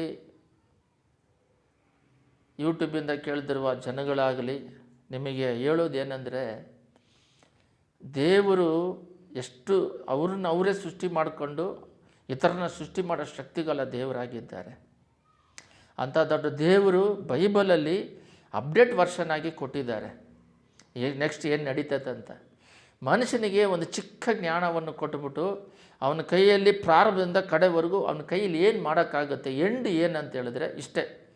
ಎಂಡ್ ಏನಂದರೆ ರೋಬೋಟ್ವರೆಗೂ ಮಾಡಿ ಅವನ್ನ ಮುಗಿಸಿ ಸ್ಯಾಟಲೈಟನ್ನು ಇಟ್ಟರೆ ಅದನ್ನು ಬೆಳೆಸ್ತಾರೆ. ಪ್ರಾರಂಭ ದಿನದಲ್ಲಿ ನೋವನ ಕಾಲದಲ್ಲಿ ನೀರಿಂದ ಅಳಿಸಿದ್ರು. ಎಲ್ಲರೂ ಗಮನ ಇಟ್ಟು ಕೇಳ್ರಿ. ಈಗ ಸೂರ್ಯನ ಕಿರಣದಿಂದ ಬೆಂಕಿಯಿಂದ ಭೂಮಿಯನ್ನು ಅಳಿಸ್ತಾರೆ. ಅದಕ್ಕೆ ಭೂಮಿಯಲ್ಲಿ ಕೆಳಗಡೆ ಗ್ಯಾಸ್ ಕನೆಕ್ಷನ್ ಎಲ್ಲ ಹೋಗ್ತಾ ಇದೆ. ಅದರಿಂದ ಆ ಬೆಂಕಿ ಹತ್ಕೊಂಡ್ರೆ ಕೆಳಗಡೆಯಿಂದನೂ ಬರುತ್ತೆ. ಸೂರ್ಯನಿಂದ ಅಧಿಕವಾಗಿ, ಅದು ನೀವೆಲ್ಲ ನೋಡಿದ್ದೀರಾ ಇದರಲ್ಲಿ ಟಿ ವಿಯಲ್ಲಿ, ಆ ಸೂರ್ಯ ಕೆಂಪಾಗಿರೋದು ಅಲ್ಲಲ್ಲಿ ಬ್ಲ್ಯಾಕ್ ಹೋಲ್ಸ್ ಆಗಿಬಿಟ್ಟು ಅಲ್ಲಿಂದ ಸೂರ್ಯನ ಕಿರಣಗಳು ಜಾಸ್ತಿಯಾಗಿ ಭೂಮಿ ಮೇಲೆ ಬೀಳ್ತಾ ಇದೆ, ಅಲ್ಲಲ್ಲಿ ಕರಗ್ತಾ ಇದೆ. ಮುಂಚೆ ಥರ ಬಿಸಿಲುಗಳು ಸ್ವಲ್ಪ ರೈಸ್ ಆಗ್ತಾ ಇದೆ. ಅದು ಗೊತ್ತಿಲ್ಲ. ಯಾವಾಗಲೂ ಇಲ್ಲದ ರೀತಿಯಲ್ಲಿ ಸೂರ್ಯನ ಕಿರಣ ಹೆಚ್ಚಾಗ್ತಿದೆ ಅಂತ ಹೇಳ್ತಾರೆ. ಯಾವಾಗಲೂ ಇಲ್ಲ ಅಂದರೆ ಇದಕ್ಕೆ ಮುಂಚೆ ಇಲ್ಲ, ಇವಾಗ ಆಗುತ್ತೆ. ಅದು ನಮಗೆ ಮೊದಲೇ ಗೊತ್ತು. ಬೈಬಲ್ ಓದೋದ್ರಿಂದ ಸೈನ್ಸ್ ಹೆಚ್ಚಾಗ್ತಿದೆ ಅಂತಿದ್ದೀರಾ. ಸೈನ್ಸ್ ಹೆಚ್ಚಾಗಿದ್ರೆ ನಿಮಗೆ ಗೊತ್ತಾಗಬೇಕಲ್ಲ. ಆದರೆ ಬೈಬಲ್ ಓದೋರಿಗೆ ಮಾತ್ರ ಗೊತ್ತಾಗುತ್ತೆ. ಎಲ್ಲಿ ನೋಡಿದ್ರೂ ಕೂಡ ಇವಾಗ ಗ್ಲೋಬಲ್ ವಾರ್ಮಿಂಗ್ ಅಂತಿದ್ದಾರೆ. ಏನಕ್ಕೆ ಗ್ಲೋಬಲ್ ವಾರ್ಮಿಂಗ್ ಆಗ್ತಿದೆ? ಕಡೆ ಕಾಲದಲ್ಲಿ ದೇವ್ರ ಬರುವಿಕೆ ಸಮೀಪವಾದಾಗ ಇದೆಲ್ಲ ಸಂಭವಿಸ್ತದಂತ ಮತ್ತೆ 24ರಲ್ಲಿ ಕೊಟ್ಟಿದ್ದಾರೆ. ಇದಕ್ಕೆ ಮುಂಚೆ ಆ ರಾತ್ರಿ ಭೂಕಂಪಗಳಿಲ್ಲ. 2000ದಿಂದ ಇದುವರೆಗೂ ಅಧಿಕವಾಗಿದೆ. ಒಂದು ವರ್ಷಕ್ಕೆ 1000 ಗಟ್ಟಲೆ ಆಗ್ತಾ ಇದೆ. ಅದಕ್ಕೆ ಮುಂಚೆ ಎಲ್ಲ ನೋಡಿದಾಗ 1-2. ಇವಾಗ ನೀರಿಂದ ಅಳುವುಗಳು ಬಹಳ ಬರ್ತಾ ಇದೆ. ಅದು ಮತ್ತೆ 24ರಲ್ಲಿದೆ. ಆದರೆ ಹೆದರಬೇಕಾಗಿಲ್ಲ. ದೇವ್ರ ಮಕ್ಕಳನ್ನು ಅವರು ಜೋಪಾನವಾಗಿ ಲೋಕದಲ್ಲಿ ಅವ್ರು ಎಷ್ಟು ಆಯುಸ್ ಕೊಟ್ಟಿದ್ದಾರೋ, ಎಷ್ಟು ಸಮಾಧಾನ ಕೊಟ್ಟಿದ್ದಾರೋ ಇಟ್ಟು ಅವರು ನಿತ್ಯ ರಾಜ್ಯಕ್ಕೆ ನಮ್ಮನ್ನು ಕರ್ಕೊಂತಾರೆ. ನಮ್ಮದು ಒಂದೇ ಗುರಿ ಏನಂದರೆ ಪರಲೋಕ ರಾಜ್ಯದಲ್ಲಿ ಅವ್ರ ಜೊತೆಗಿರೋದೇ ಗುರಿ. ಈ ಭೂಲೋಕದಲ್ಲಿ ಬಿಲ್ಡಿಂಗ್ಗಳೆಲ್ಲ ನೋಡ್ತಿದ್ದೀರಲ್ಲ, ಅದೆಲ್ಲ ಅಳಿದೋಗುತ್ತೆ. ನಾವೇ ಇರೋದಿಲ್ಲ ಟಕ್ ಅಂತ. ಇವಾಗ ಟೆಕ್ನಾಲಜಿ ಬೆಳೀತತೆ, ಸ್ವಲ್ಪ ದಿನ ಆದಮೇಲೆ ನಾವೇ ಇರೋದಿಲ್ಲ, ಬೇರೆಯವ್ರು ಬರ್ತಾರೆ. ಅದನ್ನು ಮಕ್ಕಳು ಬರ್ತಾರೆ. ಬಟ್ ಆ ಟೆಕ್ನಾಲಜಿಯಿಂದ ಕೆಡುಕಿದೆ. ಅಡ್ವಾಂಟೇಜ್ ಆ್ಯಂಡ್ ಡಿಸ್ಅಡ್ವಾಂಟೇಜ್ ಇರುತ್ತೆ. ಕೆಲಸಗಳು ಹೇಳಿದೆ, ಇವಾಗಲೇ ಕೆಲಸ ಇಲ್ಲ ಅಂತ ಕಷ್ಟಪಡ್ತಿದ್ದಾರೆ. ಇನ್ನು ರೋಬೋಟ್ ಅಧಿಕವಾದರೆ, ರೋಬೋಟ್ಗಳು ಬಂದಾಗ ಏನಾಗುತ್ತೆ, ಕೆಲಸಗಳು ಹೇಳಿದೆ ಕಷ್ಟಪಡ್ತಾರೆ. ಲಾಸ್ಟಲ್ಲಿ ಅದು ಇಲ್ಲಿ ನಾವು 17 ಲಾಸ್ಟಲ್ಲಿ ಇದು ನಮ್ಮ ಮೆಸೇಜಿಗೆ ಅದು ಯೂಸ್ ಆಗುತ್ತೆ. ಅದನ್ನು ಯಾರ್ಯಾರೆಲ್ಲ ಹಾಕ್ಕೊಳ್ಳೋದಿಲ್ವೋ ಅವರು ಬಂದ್ಬಿಟ್ಟು ಅದು ನಾವು ಬೈಬಲಲ್ಲಿ ನೋಡ್ತೀವಿ. 15:2 ನೋಡ್ರಿ, ನೋಡಿಬಿಟ್ಟು ಪ್ರೇಯರ್ ಮಾಡೋಣ. ಆಗ ಮೃಗದ 15:2 ಆ ಮೃಗದ ವಿಗ್ರಹಕ್ಕೆ ನಮಸ್ಕರಿಸಿದೆಯು. ಕ್ಲೀನಾಗಿದೆ ನೋಡ್ರಿ, ಇನ್ನೂ ಬಂದಿಲ್ಲ ಇದು. ಆ ಮೃಗದ ವಿಗ್ರಹಕ್ಕೆ ನಮಸ್ಕರಿಸಿದೆಯು. ಮೃಗ ಅಂದರೆ ಟೆಕ್ನಾಲಜಿ. ಅದರ ಹೆಸರಿನ ಅಂಕೆಯನ್ನು ಮುದ್ರೆ ಹಾಕಿಸಿಕೊಳ್ಳದೆಯು. ಅದರ ಮೇಲೆ ಜಯ ಹೊಂದಿದವರು ದೇವರ ಸೇವಾರ್ಥವಾದ ವೀಣೆಗಳನ್ನು ಕೈಯಲ್ಲಿ ಹಿಡಿದುಕೊಂಡು ಗಾಜಿನ ಸೌಧ ಬಲೆಯಲ್ಲಿ ನಿಂತು. ಅದರ ಮೇಲೆ ಯಾರು ಚಿಪ್ಪನ್ನು ಹಾಕ್ಕೊಳ್ಳದೆ ಇರ್ತಾರೆ, ಯಾರು ಮೊದಲನೇದು ರ್ಯಾಪ್ಚರ್ ಇದೆ, ಅದರಲ್ಲಿ ಹೋದರೆ ತಪ್ಪಿಸ್ಕೊತೀವಿ. ಅದರಲ್ಲಿ ರ್ಯಾಪ್ಚರ್ ಆಗದೆ ಭೂಲೋಕದಲ್ಲಿ ಇದ್ದಾಗ, ಎಲ್ಲ ಗಮನ ಇಟ್ಟು ಕೇಳ್ರಿ, ರ್ಯಾಪ್ಚರ್ ಆಗದೆ ಭೂಲೋಕದಲ್ಲಿ ಇದ್ದಾಗ ಈ ಭೂಲೋಕದಲ್ಲಿ ಆವಾಗ ಈ ಚಿಪ್ಪಾಕಳ ಒಂದು ನೋಡ್ರಿ, ಲೆಫ್ಟ್ ಹ್ಯಾಂಡಲ್ಲಿ ಕರೆಂಟ್ ಪಾಸ್ ಆಗಲ್ಲ, ರೈಟ್ ಹ್ಯಾಂಡಲ್ಲಿ ಮಾತ್ರ ಕರೆಂಟ್ ಒಂದು ನರದಲ್ಲಿ ಪಾಸ್ ಆಗುತ್ತೆ. ಅದರಲ್ಲಿ ಚಿಪ್ ಹಾಕೊಳ್ಳೋದು, ನೀವು ಟಿ ವಿಗಳೆಲ್ಲ ನೋಡ್ತೀರ, ಒಂದು ನರದಲ್ಲಿ ಅದು ಹೆಂಗೆ ಒಂದು ನರದಲ್ಲಿ ಕರೆಂಟ್ ಪಾಸ್ ಆಗುತ್ತೆ. ಸೃಷ್ಟಿಕರ್ತನು ತಾನೆ. ಗಂಡು ಹೆಣ್ಣು ಹೆಂಗೆ ಬಂದರು? ಗಂಡನ್ನು ಸೃಷ್ಟಿ ಮಾಡಿ ಹೆಣ್ಣನ್ನು ಸೃಷ್ಟಿ ಮಾಡಿ ಕುಟುಂಬವನ್ನು ಏರ್ಪಡಿಸಿದ್ದು ದೇವರು. ಅಂಥ ದೊಡ್ಡ ದೇವರು, ಸೃಷ್ಟಿ ಮಾಡೋ ಶಕ್ತಿ ಇರೋ ದೇವರು. ನೋಡಿರಿ, ಈ ನರದಲ್ಲಿ ಕರೆಂಟ್ ಪಾಸ್ ಆಗುತ್ತೆ. ಯಾರಿಗಾದರೂ ಒಬ್ಬರಿಗೆ ರೈಟ್ ಹ್ಯಾಂಡ್ ಇರೋದಿಲ್ಲ, ಅವ್ರಿಗೇನು ಮಾಡ್ತೀಯ, ಹಣೆ ಮೇಲೆ ನೋಡಿರಿ, ಈ ಹಣೆ ಮೇಲೆ ಒಂದು ಲೈಟಾಗಿ ಕರೆಂಟ್ ಪಾಸ್ ಆಗುತ್ತೆ. ಅದೇ ಲೆಫ್ಟ್ ಹ್ಯಾಂಡಲ್ಲಿ ಕರೆಂಟ್ ಪಾಸ್ ಆಗೋದಿಲ್ಲ, ಯಾಕಂದರೆ ಚಿಪ್ ಹಾಕಬೇಕು. ಪ್ರಾರಂಭದಿಂದನೇ ದೇವರು ಮನುಷ್ಯನ ಎಂಡುವರೆಗೂ ಏನು ಮಾಡಿ, ನಮಗೆ ಏನಂದರೆ ಎಲ್ಲ ಮಾಡಿ ಇಟ್ಬಿಟ್ಟಿದ್ದಾರೆ. ನಮ್ಮ ಕೆಲಸ ಏನಂದರೆ ನಾವು ಸಾಧಿಸಬೇಕಾಗಿರೋದು ಏನಿಲ್ಲ, ಪರಿಶುದ್ಧರಾಗಿ ಅವ್ರನ್ನ ಮೆಚ್ಚಿಸಿ ಅವ್ರ ಒಳ್ಳೆಯ ಜೀವಿತವನ್ನು ಜೀವಿಸಿ ಪರಲೋಕ ರಾಜ್ಯಕ್ಕೆ ಹೋಗ್ಬೇಕು. ಇಷ್ಟೇ ಮನುಷ್ಯನಿಗೆ ಕೊಟ್ಟಿರೋದು, ಇಷ್ಟೇ. ನೀನೇನೇ ಸಾಧನೆ ಮಾಡಿದ್ರೂ ಕೂಡ ಆ ಸಾಧನೆ ನೀನು ಮಾಡ್ತೀಯ ಅಂತೇಳಿ ಬೈಬಲಲ್ಲಿ ಬರೆದು ಕೊಟ್ಟಿದ್ದಾರೆ. ಅಷ್ಟರ ಮಟ್ಟಿಗೆ ಮಾಡಬೇಕು, ಅದಕ್ಕೆ ಮಿಂಚಿ ಮಾಡೋಕ್ಕೆ ಬರಲ್ಲ. ಅಷ್ಟರ ಮಟ್ಟಿಗೆ ಮಾಡೋದಕ್ಕೆ ದೇವರು ಜ್ಞಾನ ಕೊಟ್ಟಿಲ್ಲ. ಇಲ್ಲಿ ನೋಡ್ರಿ, ಆ ಮೃಗದ ವಿಗ್ರಹಕ್ಕೆ ನಮಸ್ಕರಿಸಿ ಅದರ ಹೆಸರಿನ ಅಂಕೆಯನ್ನು ಮುದ್ರೆ ಹಾಕಿಸಿಕೊಳ್ಳದೆಯೂ ಅದರ ಮೇಲೆ ಜಯ ಹೊಂದುವವರು. ಏನು ಮುದ್ರೆ? ಅದೇ ಆ ಚಿಪ್ಪು ಒಂದು ಕೈಯಲ್ಲಿ ಹಾಕೊಳ್ಳೋದಕ್ಕೆ, ಬಲಗೈಯಲ್ಲಿ ಹಾಕೊಳ್ಳೋದಕ್ಕೆ ಬರುತ್ತೆ. ಅದು ಒಂದು 13 ಇದರಲ್ಲಿದೆ, 18ರಲ್ಲಿ. ಅದರಲ್ಲಿ ಜ್ಞಾನವು ಅಡಕವಾಗಿದೆ. 13, 18.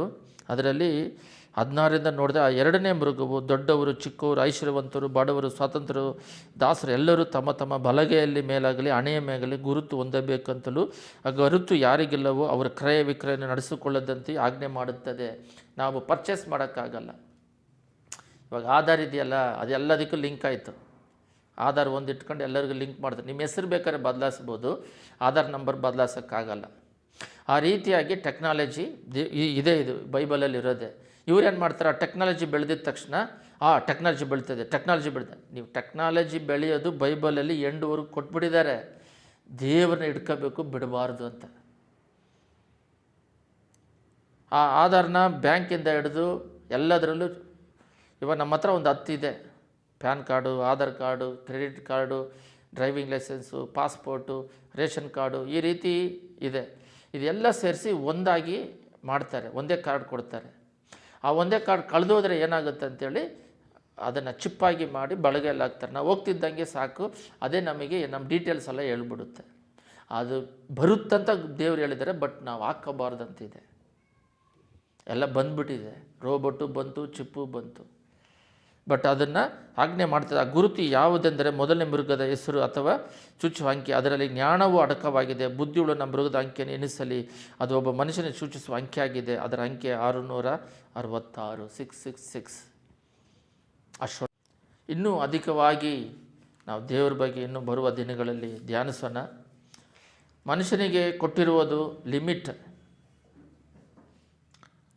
ಆ ಲಿಮಿಟನ್ನು ದಾಟಿ ಅವನ ಯೋಚನೆಯಿಂದ ಅವನು ಕಂಡುಹಿಡಿಯೋಕ್ಕಾಗೋದಿಲ್ಲ.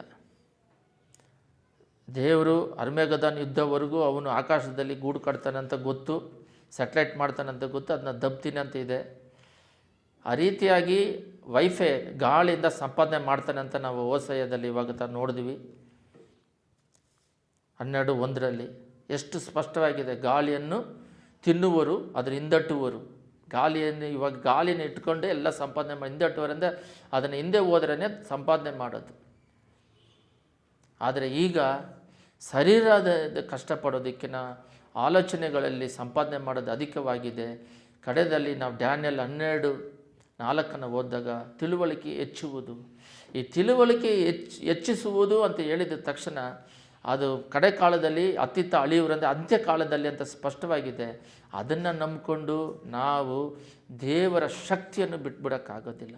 ಇವರು ಏನೇನೆಲ್ಲ ಈಗ ದುಡಿಮೆ ಮಾಡ್ತಿದ್ರು, ಅದು ಗಾಳಿ ದೇವರು ಸೃಷ್ಟಿ ಮಾಡೋದ್ರಿಂದನೇ. ಎರಡನೇದಾಗಿ ಎಲ್ಲರೂ ಗಮನ ಇಟ್ಟು ಕೇಳ್ರಿ, ಇವರು ಏನೇ ಸೃಷ್ಟಿ ಮಾಡಿದ್ರು ದೇವರು ಸೃಷ್ಟಿ ಮಾಡಿ ಇಟ್ಟಿರುವ ವಸ್ತುವಿಂದ ಅವ್ರ ಆಕಾರಕ್ಕೆ ಮಾಡ್ಕೊತಾರೆ ಹೊರತು ಇವರಾಗಿ ಹೊಸದಾಗಿ ಸೃಷ್ಟಿ ಮಾಡೋದಕ್ಕೆ ಆಗೋದಿಲ್ಲ. ಮನುಷ್ಯನ ಆಯುಸ್ಸು ಆಗಲಿ ದೇವ್ರ ಕರದಲ್ಲಿ ಇರೋದು. ಮನುಷ್ಯ ಇಷ್ಟೇ ಆಯುಸ್ಸು ಅಂತ ಹುಟ್ಟದಾಗಿಂದ ಮರಣ ಇಟ್ಟಿದ್ದಾರೆ. ನಾನು ಮರಣನೇ ಹೊಂದೋದಿಲ್ಲ, ಸಾಯೋವರೆಗೆ ಹಂಗೆ ಇರ್ತೀನಿ ಅಂತೇಳಿ ಮನುಷ್ಯನು ಮಾಡ್ಕೊಳ್ಳೋದಕ್ಕೆ ಆಗೋದಿಲ್ಲ. ದೇವರಿಗೆ ಮೊದಲನೇ ಸ್ಥಾನ ಕೊಡಬೇಕು. ಎರಡನೇದು, ಇದು ಎಷ್ಟೇ ಬಿಲ್ಡಿಂಗ್ಗಳು, ಎಷ್ಟೇ ಟೆಕ್ನಾಲಜಿಗಳು ಎಷ್ಟೇ ಬೆಳೆದು ಇದ್ರೂ ಕೂಡ ಆ ಸಮಯಕ್ಕೆ ಬೇಕಾದನ್ನು ಉಪಯೋಗಿಸ್ಬೇಕು ಹೊರತು ಅದಕ್ಕೆ ಅದನ್ನು ಇಟ್ಕೊಂಡು ದೇವರಿಗೆ ನಾವು ಕಮ್ಮಿಯಾಗಿ ಮೈಂಡಲ್ಲಿ ಲೆಕ್ಕ ಹಾಕಬಾರ್ದು. ದೇವರ ಶಕ್ತಿ ದೊಡ್ಡದು. ಎಲ್ಲರ ಕಣ್ಗಳನ್ನು ಮುಚ್ಚಿ ಪ್ರಾರ್ಥನೆ ಮಾಡೋಣ. ಸ್ತುತಿಮಧ್ಯದಲ್ಲಿ ನಿವಾಸ ಮಾಡುವ ಪರಲೋಕ ತಂದೆಯೇ, ನಿನ್ನನ್ನು ಯಾರು ಸೃಷ್ಟಿ ಮಾಡೋದಕ್ಕೆ ಆಗೋದಿಲ್ಲ.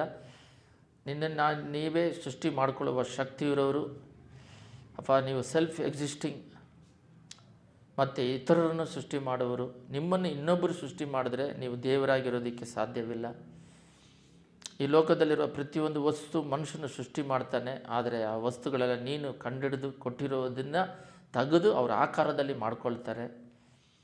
ಅದು ಒಂದು ಪೂರ್ವಕಾಲ ವೃತ್ತಾಂತದಲ್ಲಿ ನಾವು ನೋಡಿದ್ವಿ. ಅದೇ ರೀತಿ ಮನುಷ್ಯನಿಗೆ ಕೊಟ್ಟಿರುವುದು ಯೇಸುವೇ ಅಪ್ಪ, ಗಾಳಿಯಿಂದ ಸಂಪಾದನೆ ಮಾಡ್ತಾನೆ, ಅದನ್ನು ತಿಂತಾನೆ, ಅದನ್ನು ಹಿಂದಟ್ಟುತ್ತಾನೆ ಅಂತ ಹೇಳಿದ್ದೀರಾ. ಆಕಾಶದ ಮೇಲೆ ಗೂಡು ಕೊಟ್ಟರು ಬೆಳೆಸ್ತೀನಿ ಅಂತ ಹೇಳಿದ್ದೀರಾ ಯೇಸುವೇ. ಅದು ಸ್ಯಾಟಲೈಟ್ ಬಗ್ಗೆ ಹೇಳುತ್ತೆ, ರೋಬೋಟ್ ಬಗ್ಗೆ ನೋಡಿದ್ವಿ, ಅದೇ ಕಡೆದು ಚಿಪ್ಪು ಬಗ್ಗೆ ನೋಡಿದ್ವಿ. ಎಲ್ಲವೂ ದೇವರು ಬೈಬಲಲ್ಲಿ ಕೊಟ್ಟಿರುವ ದೇವರ ಮಾತನ್ನು ನೆರವೇರಿಸೋದಕ್ಕೆ ಇವೆಲ್ಲ ಬಂದಿದೆ ಹೊರತು ಕಡೆ ಕಾಲದಲ್ಲಿ ತಂದೆ 2 ಸಾಕ್ಷಿಗಳನ್ನು ಟೆಲಿಕಾಸ್ಟ್ ಮಾಡೋದಕ್ಕೆ ಟಿ ವಿಯಿಂದಲ್ಲಿ ಎಲ್ಲರೂ ನೋಡೋದಕ್ಕೋಸ್ಕರ ತಂದೆ ಕಡೆದಾಗಿ ಗ್ಲೋಬಲ್ ವಾರ್ಮಿಂಗ್ ಅಂತ ಮನುಷ್ಯರು ಹೇಳ್ತಾ ಇದ್ದಾರೆ. ಅದು ಕಡೆ ಕಾಲದಲ್ಲಿ ಅಪ್ಪ ನಿನ್ನ ಬರುವಿಕೆಗೆ ಸಮೀಪವಾಗಿರೋ ಚಿಹ್ನೆ ಆಗಿದೆ. ಅದನ್ನೆಲ್ಲ ತಿಳ್ಕೊಂಡು ನಾವು ಸಿದ್ಧರಾಗಲು ಇತರನ್ನ ಸಿದ್ಧ ಮಾಡಲು ಕೃಪೆ ಮಾಡಿ. ಕುಡಿ ಬಂದ ಪ್ರತಿಯೊಬ್ಬರು ಈಗಿನ ಕಾಲದ ಮಕ್ಕಳು ಸೈಂಟಿಸ್ಟ್ಗಳನ್ನು, ಸೈನ್ಸನ್ನು ನಂಬಿಕೊಂಡು ದೇವ್ರನ್ನ ಬಿಟ್ಟು ದೂರ ಬರೋದಾಗೆ ಅವರ ಮೇಲೆ ಆಧಾರಪಟ್ಟು ಜೀವಿಸೋದಕ್ಕೆ ಕೃಪೆ ಮಾಡಿಕೊಡಬೇಕಾಗಿ ಯೇಸುವಿನ ನಾಮದಲ್ಲಿ ಬೇಡಿದ್ದೇವೆ ತಂದೆಯೇ. ಆಮೇನ್.